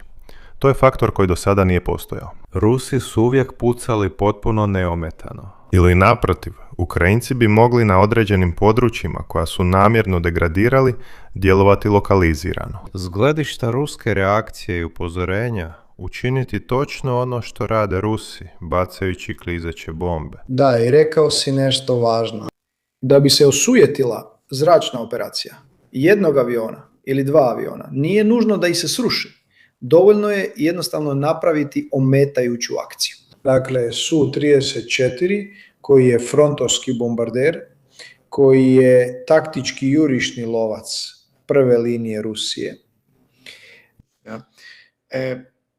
u jednom trenutku bude praćen, zahvaćen raketom na repu, mora prekinuti misiju, vjerojatno mora i prijaviti to. Tom i tom. Ako su tu i Sabovi Eveksi, znači ukrajinski avion ispali raketu i odlazi, a Eveks drži rusku metu osvjetljenom. I taj se onda mora suočiti s projektilom koji ga neće pustiti. To je pomalo kao scenarij Indija-Pakistan. Pakistan je radio na taj način. Bi li to moglo funkcionirati na taj način? Dakle, zapravo bi ti Gripeni mogli služiti kao ofenzivna protuzračna pratnja. Dok Mirage i F-16 ispuštaju klizne bombe, možemo također pretpostaviti da. Mirage 2000 ne može izvesti Grand Key, dakle. Međutim, to je mali i brz zrakoplov koji zapravo ispušta Hammer bombe, koje ipak imaju sustav navođenja, a imaju i vlastiti pogonski sustav. Jer svi mi pričamo o klizećim bombama, dobro, one koje nisu propelirane, dobro, recimo da ako ih ispustite s velike visine, pri velikoj brzini, pokrivaju 80 do 100 km. To su zapravo isti podaci koje smo vidjeli kod FAB bombi sa ruskim UMK kompletom, koji je komplet za klizeće bombe. Udaljenosti su takve, ali ako dodaš minimalnu propulziju, zar ne bi mogao preći 150 km? Dakle, produžio si domet. Dao si zračnu potporu, barem minimalno, da držiš ruske lovce podalje i prethodno si onesposobio radare i protuzračne sustave S-300 i S-400. Dakle, moguće je da na ograničenim dijelovima bojišnice za određene zadatke, 20-ak, 30-ak, 40-ak zrakoplova, može steći lokalnu zračnu nadmoć i izvršiti određene ofenzivne misije. Evo je, ovo je JDAM, nije pogonjena, ovo je američka, koja je vrlo sofisticirana i sa aerodinamičkog aspekta. Zatim postoje one francuski Hammeri i postoje one proizvedene u Ukrajini. Sada, zašto je Ukrajina počela proizvoditi vlastite klizne bombe i zašto to nije izvan dosega ukrajinske industrije?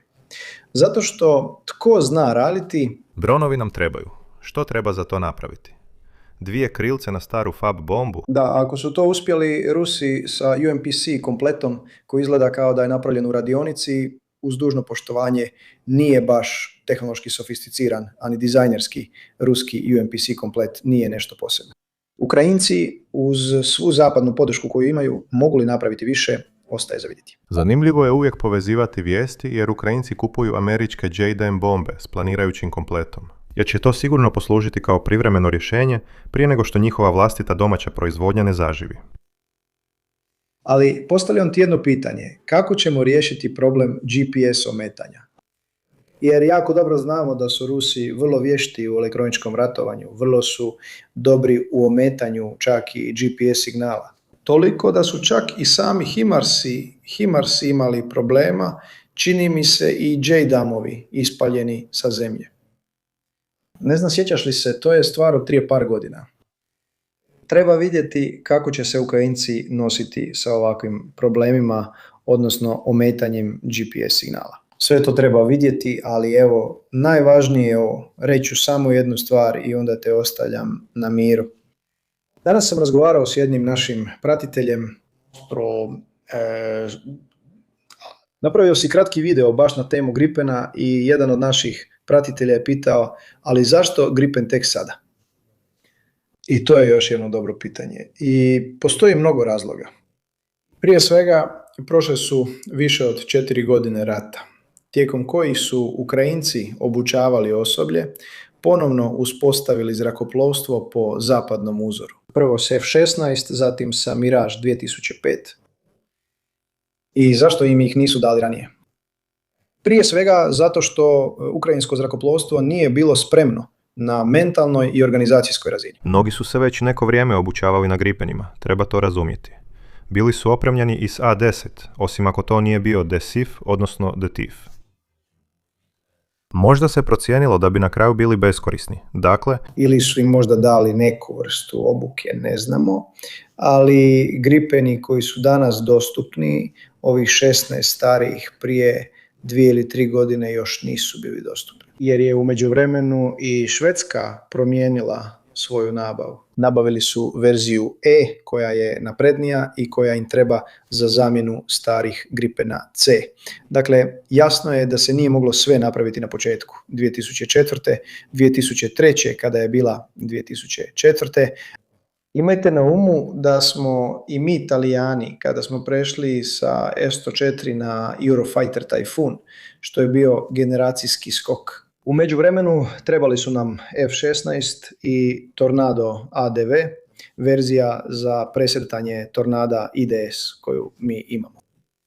Jednostavno da bi se promijenio način razmišljanja naše zračne vojske, koja je morala preći sa F-104 treće generacije na Eurofighter 4.5 generacije. Vrlo je različito preći s 104 na Typhoon i preći s 104 na F-16 pa na Typhoon. Jer si već ušao u organizacijski, letački i operativni način rada koji je potpuno drugačiji i koji te približava Typhoon. Nije to prevelik skok, nije skok od 10 metara, to je skok od 2. I to sam rekao ovdje dok sam radio prijenos uživo o F-16, da je smisao F-16 bio izgraditi ukrajinsko zrakoplovstvo budućnosti, nije bio imati avion koji odmah ulazi u borbu, već početi se kretati u tom smjeru. I onda, završavam, prepuštam ti riječ. Jako mi je drago što je Gripen umjesto F-16, jer me u vrijeme priče o F-16 bilo strah. Što smo mi govorili, sjećate se dečki? Prije 3 godine smo govorili da je Gripen idealan avion. Nije slučajno da su nedavno radili i vježbe. Slijetali su na neke autoceste i slično. Gle čuda, na nekim autocestama. Tko zna gdje će ih Ukrajinci rasporediti? Ali prije svega sam rekao, pazite da ne prepustimo Amerikancima monopol u zrakoplovstvu. I dati im F-16, jer jednom kad se naviknu na F-16, sutra kad Ukrajina bude neovisna, ako Bog da kad bude morala birati svoj avion, a već 10 godina ima samo F-16, što će izabrati? Već imate stari F-16.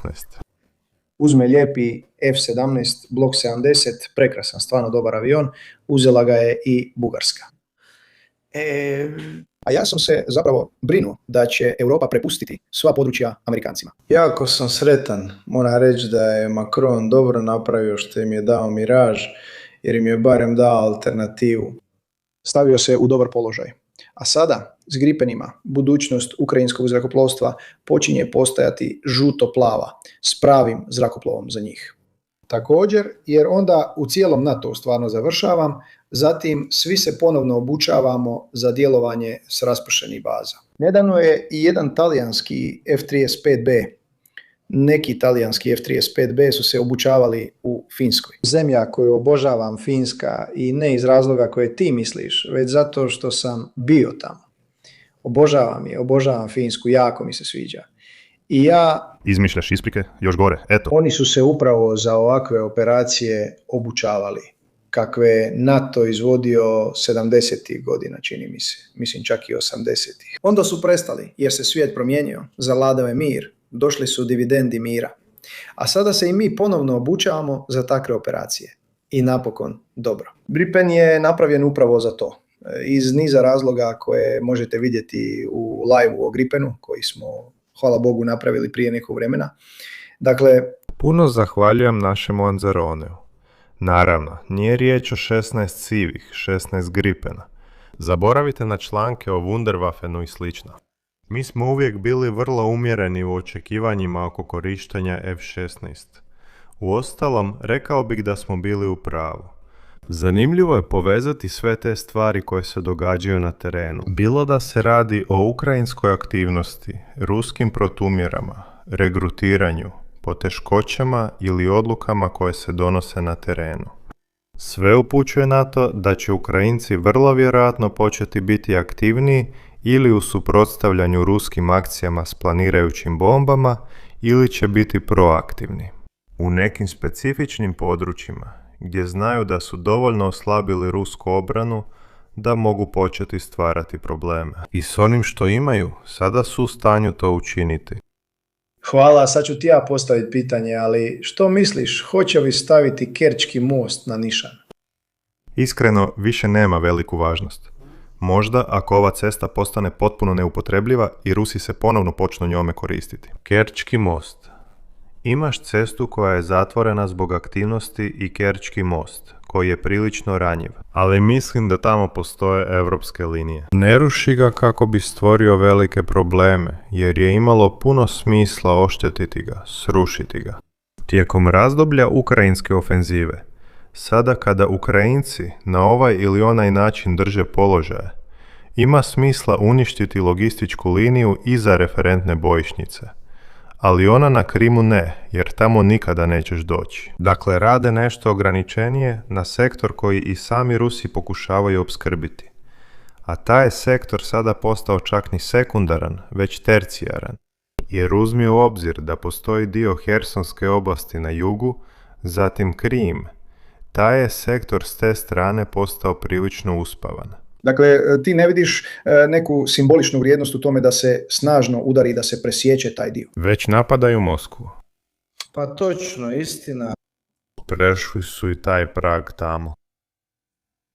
Dakle, zahvaljujući Leonardu, a sada ću prijeći i na vaša pitanja. I onda ćemo malo razgovarati i o onome što se događa na fronti, jer se neke stvari događaju vrlo lokalizirano. Ali se primjećuje strategija usmjerena na štednju, što se povezuje s onim što smo ranije govorili.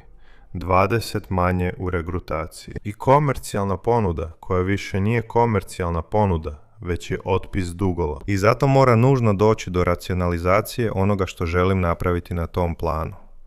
Neki se gase kako bi se drugi održali aktivnima. Ali prije nego što pređemo na to, zahvaljujemo večerašnjem sponzoru, koji je naravno NordVPN. Dakle, gospodo moja, morate poboljšati svoju zaštitu pomoću sigurnosne aplikacije, sve u jednom. Jer je danas NordVPN najnapredniji VPN. Zahvaljujući Next Gen antivirusu, praktički sigurnosnoj aplikaciji sve u jednom, korisno je razmišljati o NordVPN-u ne samo kao o alatu, već kao o štitu za digitalni život. Potpuna i izuzetno intuitivna zaštita, sve u jednoj aplikaciji i sa jednom pretplatom. NextGen antivirus je savršen suputnik za avanture na internetu. Posebno u kombinaciji s NordVPN-om, jer zajedno stvaraju vrlo snažnu barijeru protiv online prijetnji. Bilo da se radi o zaštiti od prijevara ili phishinga, blokira vam prevarantske stranice i sumnjive poveznice. Štiti od malvera jer skenira i datoteke koje pokušavate preuzeti i blokira ih prije nego što vas zaraze.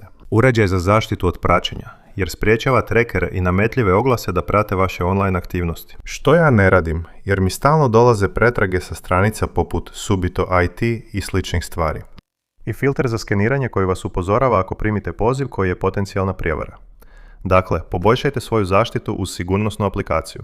Sve to uz ekskluzivnu ponudu. NordVPN 4 dodatna mjeseca ovdje putem poveznice. Naravno, pronaći ćete ga u opisu, u komentarima i u chatu. Usput postoji i klauzula da ako vam se ne sviđa, nakon 30 dana imate jamstvo povrata novca. Dakle, možete je također, možete je otkazati kad god želite.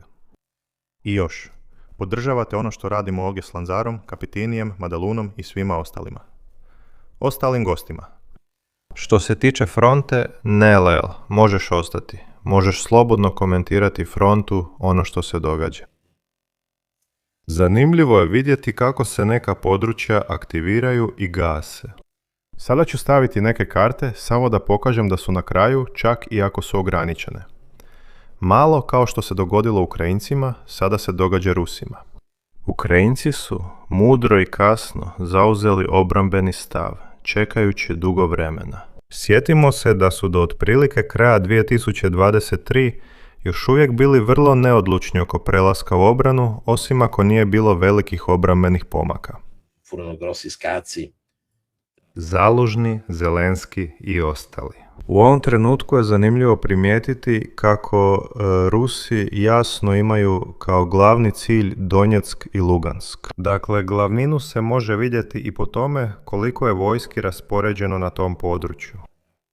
A također i crveno označava najnovije napore. Ono što su zauzeli posljednjih mjeseci jasno ukazuje na nastojanje da se konvergira prema Kramati i Slovijansku. Važno je napomenuti da se za središnji dio, koji ide od Pokrovska pa praktički dolje do Velike Novosilke, Zapravo su ovdje Rusi zaustavljeni. Pokušavaju zadržati položaje.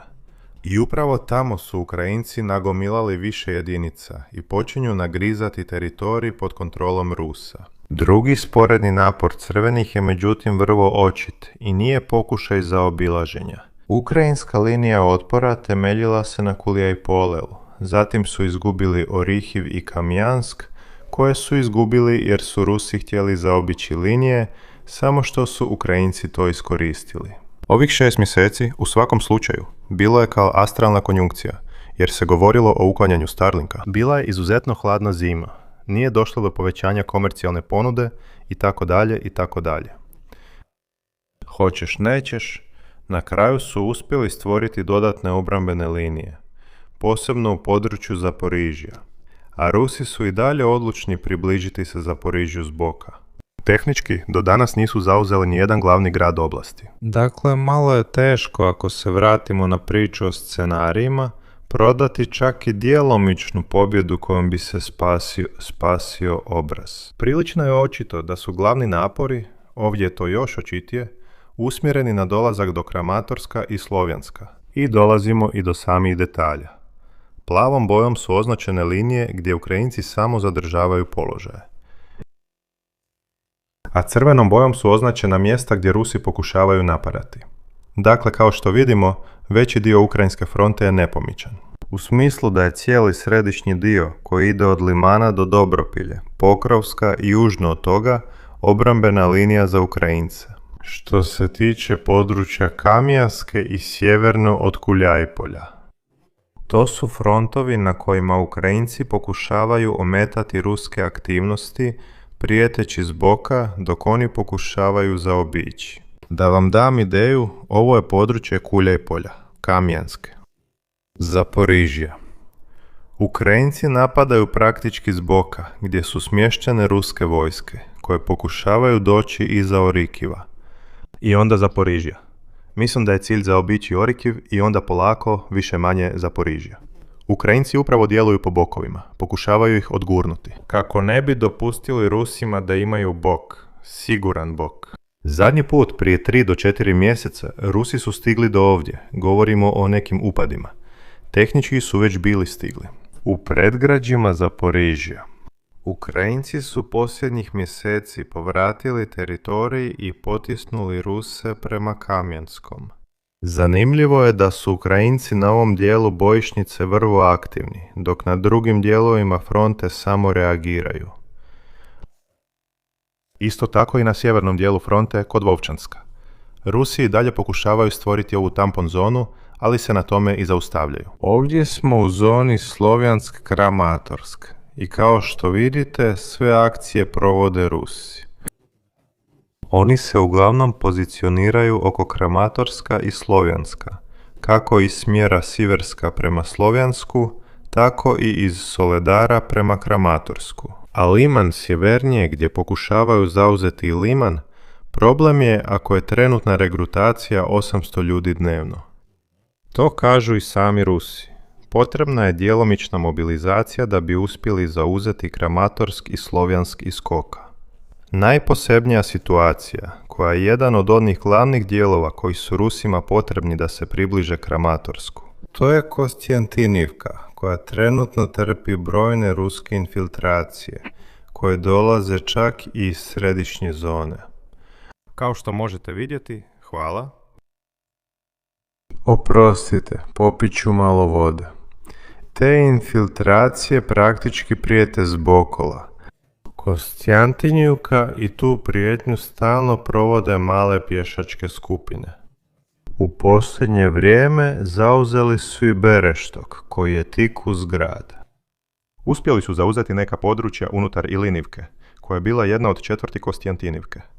Sa strane, Oni su manje više unutar Stepanivke i kreću se prema Dovabalki. Kao što se može vidjeti, jasno je da postoji pokušaj.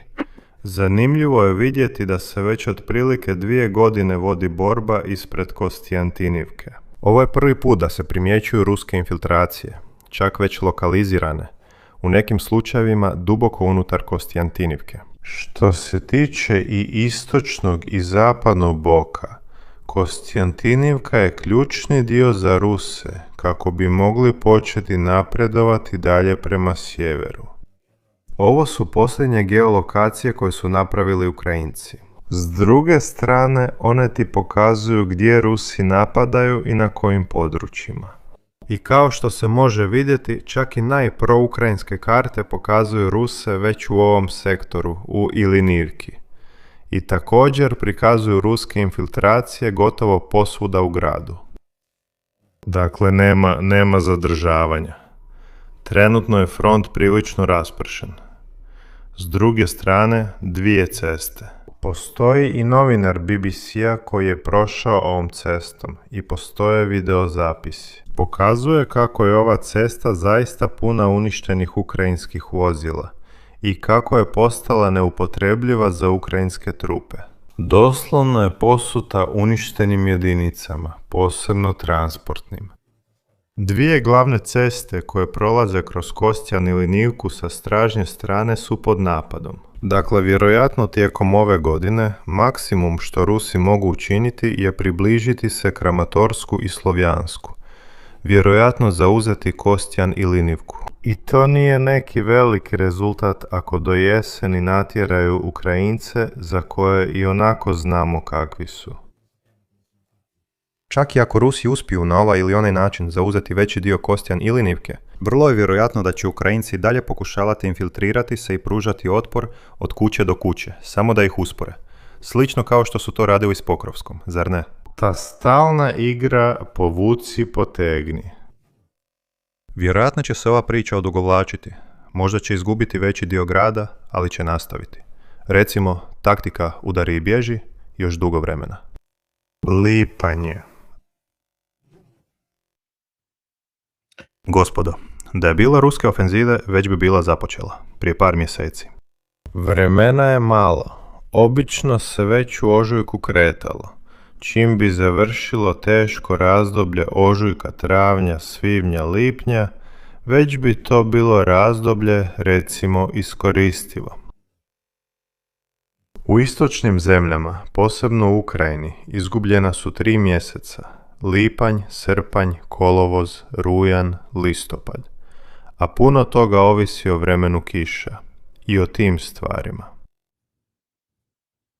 Ne vide se velike ruske ofenzive, ne vidi se ponovno otvaranje raznih frontova.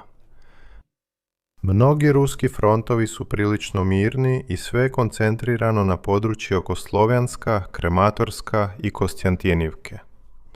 Liman. To su aktivni frontovi s ruske strane. Ostali frontovi su potpuno uspavani. Daću primjer. Cijeli ovaj pojas zemlje ovdje oko Kupjanska. Ponekad pokušavaju doći do Borova, ali nema velikih ofenzivnih akcija. Kao što više nema velikih ofenzivnih akcija od strane Rusa južno od Pokrovska. U ovom području, ovdje zapravo, To je područje gdje su Ukrajinci najaktivniji. U suštini, ruska napredovanja su dva. Ono u Donbasu i ono u Zaporižji, koje je ujedno i najnestabilnije. Imaš Ruse koji napadaju s jedne strane i Ukrajince koji napadaju iz druga dva smjera. Po prvi put od početka ovog rata, količina zauzetog teritorija. Dobro ili loše? To je bilo gotovo negativno za Ruse. Mislim da je pozitivno za 15 četvornih kilometara. Zanimljivo je to vidjeti općenito. Činjenica da dolazi do usporavanja. Ali ja uvijek kažem, gledajte i kvalitetu terena koji je zauzet s jedne i s druge strane. Jer ako ja zauzmem 15 komedrene polja, to je drugačije nego zauzeti 15 km kvadratnih unutar Kostjantinivke. I po težini i po vrijednosti terena. Zapravo, sljedeća stvar koju ćemo pokušati napraviti s umjetnom inteligencijom nije analizirati kilometre kvadratne koje je zauzela jedna ili druga strana, već analizirati kvalitetu tih kilometara kvadratnih. Prvo ćemo klasificirati urbani teren sa obrambenim sustavima i sličnim stvarima, tako da se može razumjeti u zauzetim ili izgubljenim kilometrima. Koja je vrijednost toga? Jer ako zauzmeš 10 kvadratnih kilometara polja koja nemaju ni jarak, to je jedno. A ako zauzmeš 10 kvadratnih kilometara grada, to je sasvim druga priča. Dakle, trebalo bi to podijeliti prema nekom modelu. Da, zanimljivo. Jer kad se dijeli prema modelu, model to mora odrediti. Mi imamo svu mapu svih sustava na karti, tako da nema problema. Od protutenkovskih rovova do rovova i bodljikave žice, tako da možemo klasificirati kvalitetu terena. Uključuje 3 vrste obrane. Ima samo bodljikavu žicu, ima protutenkovske rovove ili su to samo rovovi. I već možeš napraviti klasifikaciju u tom smislu. Drugo je li to povišeni teren ili je urbana zona. I već možeš dati puno realniju procjenu po mom mišljenju. I drugo, uključuje jednu izuzetno važnu točku. Jer možda je to urbano područje, ali recimo neko selo od 10 kuća, zar ne? To je jedno, a drugo je ako je recimo u Ivci. To će nam u budućnosti omogućiti da napravimo bolju procjenu, razlikujući se od svih onih koji rade male karte. Plus 10 km minus 10 km. Jednostavno u smislu kvadratnih kilometara, ali bez procjene terena ili zemljišta. U odnosu na njegovu taktičku ili stratešku vrijednost, znaš.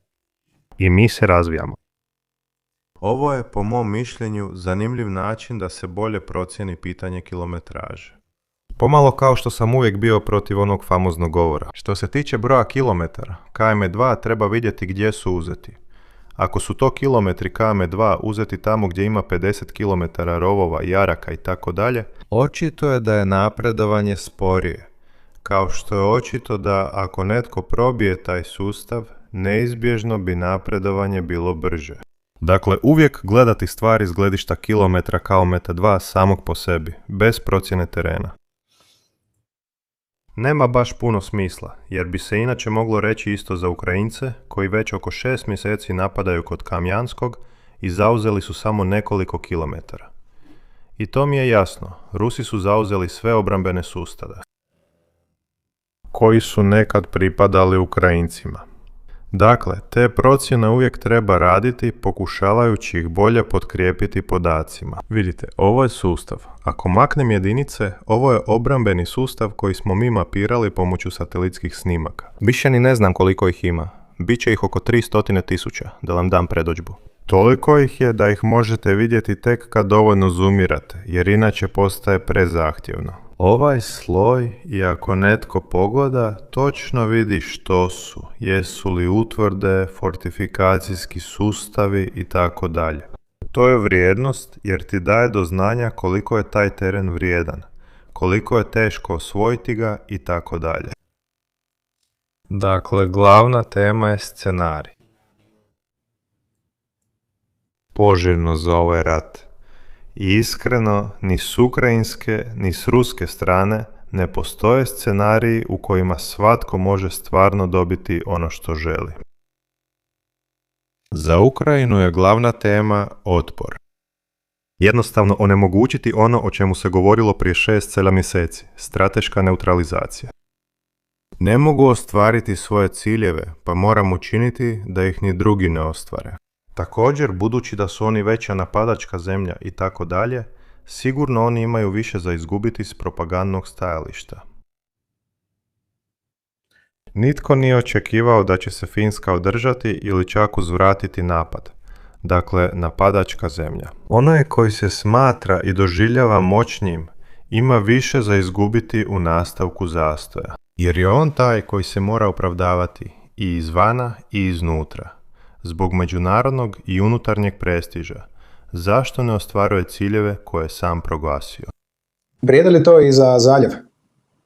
Da, apsolutno. Iranu je dovoljno samo biti tamo i ispaviti nekoliko projektila. A Trump, koji ga je prije htio srušiti, napraviti Trumpov zaljev, vratiti ih u kameno doba i tako dalje i tako dalje. Ali onako je rekao da je već pobjedio.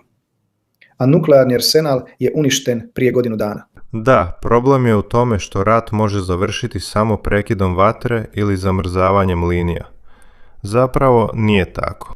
Zamrzavanje linija bi za Ruse i Ukrajince značilo nastavak rata godinama, ali na daljinu. Sve veći raketni i dronovski napadi. Iz gledišta ne samo mene, već i većine vojnika, blogeri koje sam vam pokazao i prošli put, Rusi.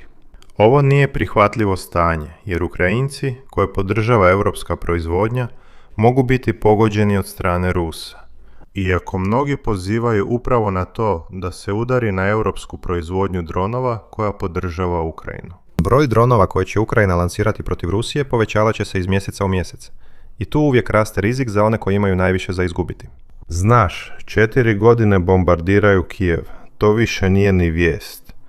Moskva bombardirana po prvi put. To se nije dogodilo još od velikog domovinskog rata. Domovinskog rata u Drugom svjetskom ratu. Vijest. Pokušajte ući u kolektivnu sliku Rusa i pokušajte izvesti taj model primjenjujući ga na Kinu ili Ameriku. Zamislite da sutra 500 iranskih dronova pogodi Washington ili 500 tajvanskih dronova pogodi Peking. Bi li to bilo podnošljivo? Bi li to bilo prihvatljivo? Kako bi sliku to dalo o toj zemlji? Zadnji put kad je netko napao nešto u Americi, to je bio rat od 20 godina u Afganistanu. Toliko je točno da smo nedavno vidjeli lansiranje orešnika, par orešnika, možda baš kao reakcija na doktrinu, na stratešku doktrinu.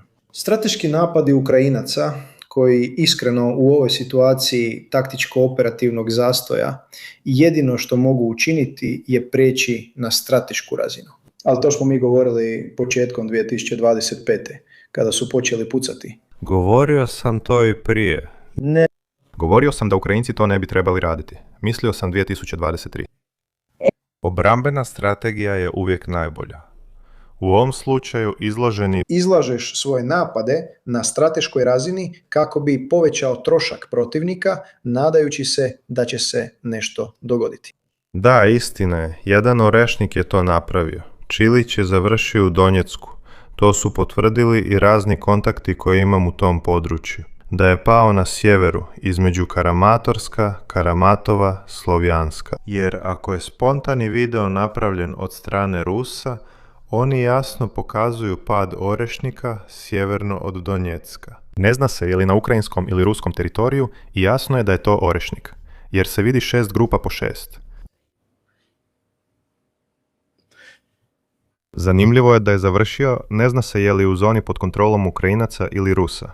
Mora da je imao neki problem ili nešto slično. Kao što je zanimljivo i ono drugo. Drugi orešnik koji je lansiran je iz baze 80 km od Kijeva. Da, slučajno je to bio aerodrom, ali nije pogodio ni sam aerodrom. Zapravo je pogodio neke pomoćne hangare i slično. S druge strane, uvijek ostaje sumnja. I to je hipoteza o kojoj smo privatno razgovarali s Lanzarom. Brzina spuštanja tih kinetičkih projektila bila je znatno drugačija od prvog orešnika. Vrlo različita, previše različita. Ili su možda snimljeni sa veće udaljenosti. Ne, postoje slike. Snimljeni su i sada iz veće blizine. Čak i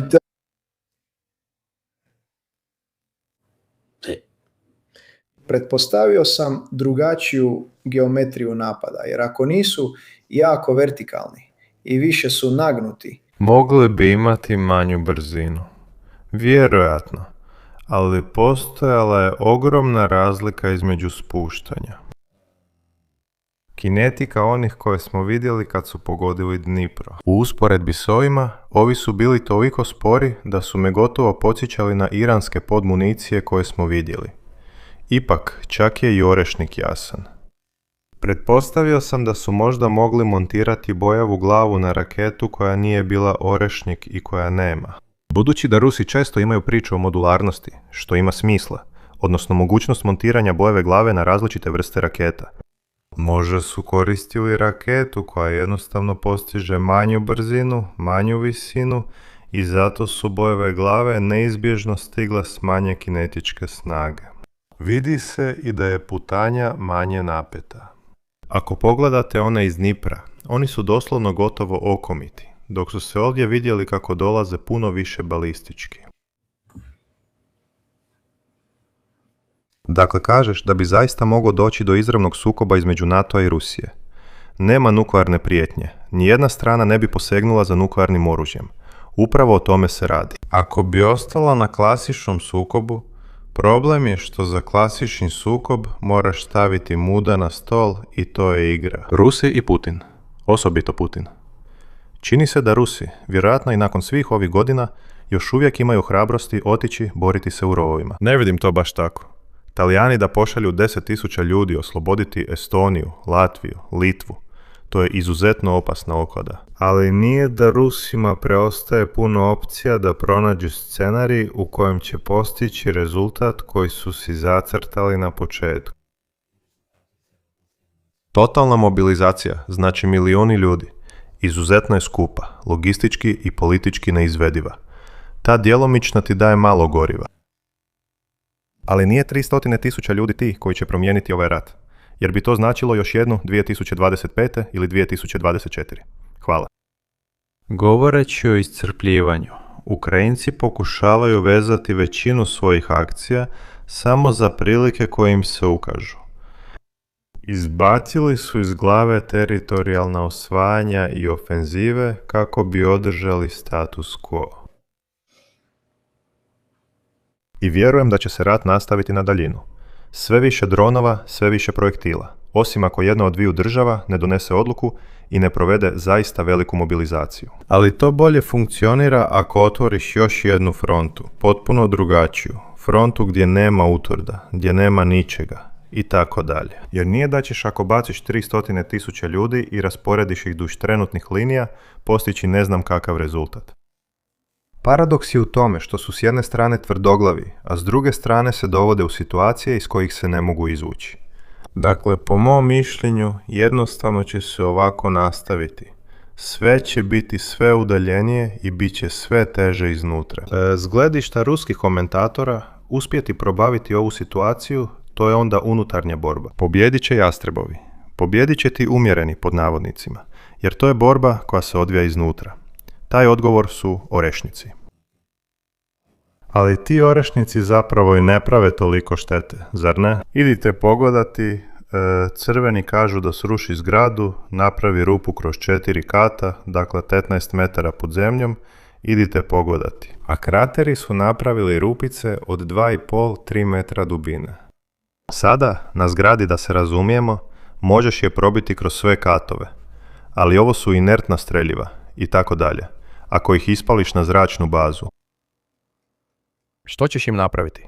Toliko su velike, toliko prostrane, napraviš par rupa koje za nekoliko sati budu popravljene. Kako to funkcionira ako imaš nešto eksplozivno? Ili ako postoje nuklearne taktike, ali ne kinetičke? S kinetičkima to ne funkcionira. Možeš ih koristiti za meke površinske ciljeve poput luka, rafinerija, zračnih luka u nefortificiranim strukturama. I Millennium 7 Augusto je izračunao da svaka bojeva glava orešnik ima otprilike snagu 1 Mark 84. Da, ali s drugačijim učinkom, jer ne eksplodira. Hvala. Zadnje pitanje pa moram završiti. Što se tiče Taurusa, ima novosti. Na kraju imaju izuzetno ograničenu taktičku upotrebu. Vjerujem da su Ukrajinci radije odlučili više razvijati tehnologiju dronova, koristiti dronove s ispuštanjem balona kako bi mogli napadati duboko u pozadini, nego Taurus kao i AIMAS koji su često koristili za takve stvari. Neko skladište, vojarna, neki vrijedan cilj. U posljednje vrijeme to rade s dronovima, jer ipak je riječ o ograničenoj količini dijaloga. Dakle, nije da, eto. I Taurus također imaju posebnu bojevu glavu koja se zove bojeva glava s 2 eksploziva. Za dobar dio hvala. Pada mi na pamet Broach koja je također u tandemu. Koristi se uglavnom za zaštićene ciljeve. I gle čuda, gdje su ga izvezli? U Južnu Koreju. Tko zna zašto? Zato što će ih Južna Koreja koristiti za napad na podzemne instalacije ili zaštićene bunkere. Čak i na objekte sjevernokorejskog vodstva u slučaju sukoba. Vrlo specifično oružje. Zadnja stvar. Ja i Lanzarone smo u Cuneu. 7. u 17 sati u Novom Cuneu. Dovoljno je da napišete Novo Cuneo i pronaći će vam ga. To je sportski i kulturni centar, ima terene i tako dalje. Stavio sam vam i Google kartu, Novo Cuneo. Ulaz je slobodan, vidimo se tamo, razgovarat ćemo o svemu i svačemu. Od Pacifika do rata u Ukrajini i svega ostalog. Naravno, sve ćemo to ponijeti sa sobom. I knjige.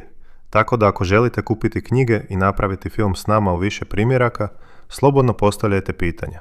Mi volimo puno komunicirati s publikom. I onako već znate stvari koje govorimo ako nas pratite ovdje. Ne želite valjda ponavljanje onoga što govorimo uživo. Želite doći tamo kako biste razgovarali izravno s nama, imali dovoljno vremena da nam postavite izravna pitanja na koja možda ne možemo odgovoriti u sred live prijenosa koji već ima svoju temu. Nešto tako. U svakom slučaju, plakate možete pronaći na mom Telegramu, na svim društvenim mrežama. Dakle, hvala svima. Hvala Leonardu što je sratio i laku noć. Bok.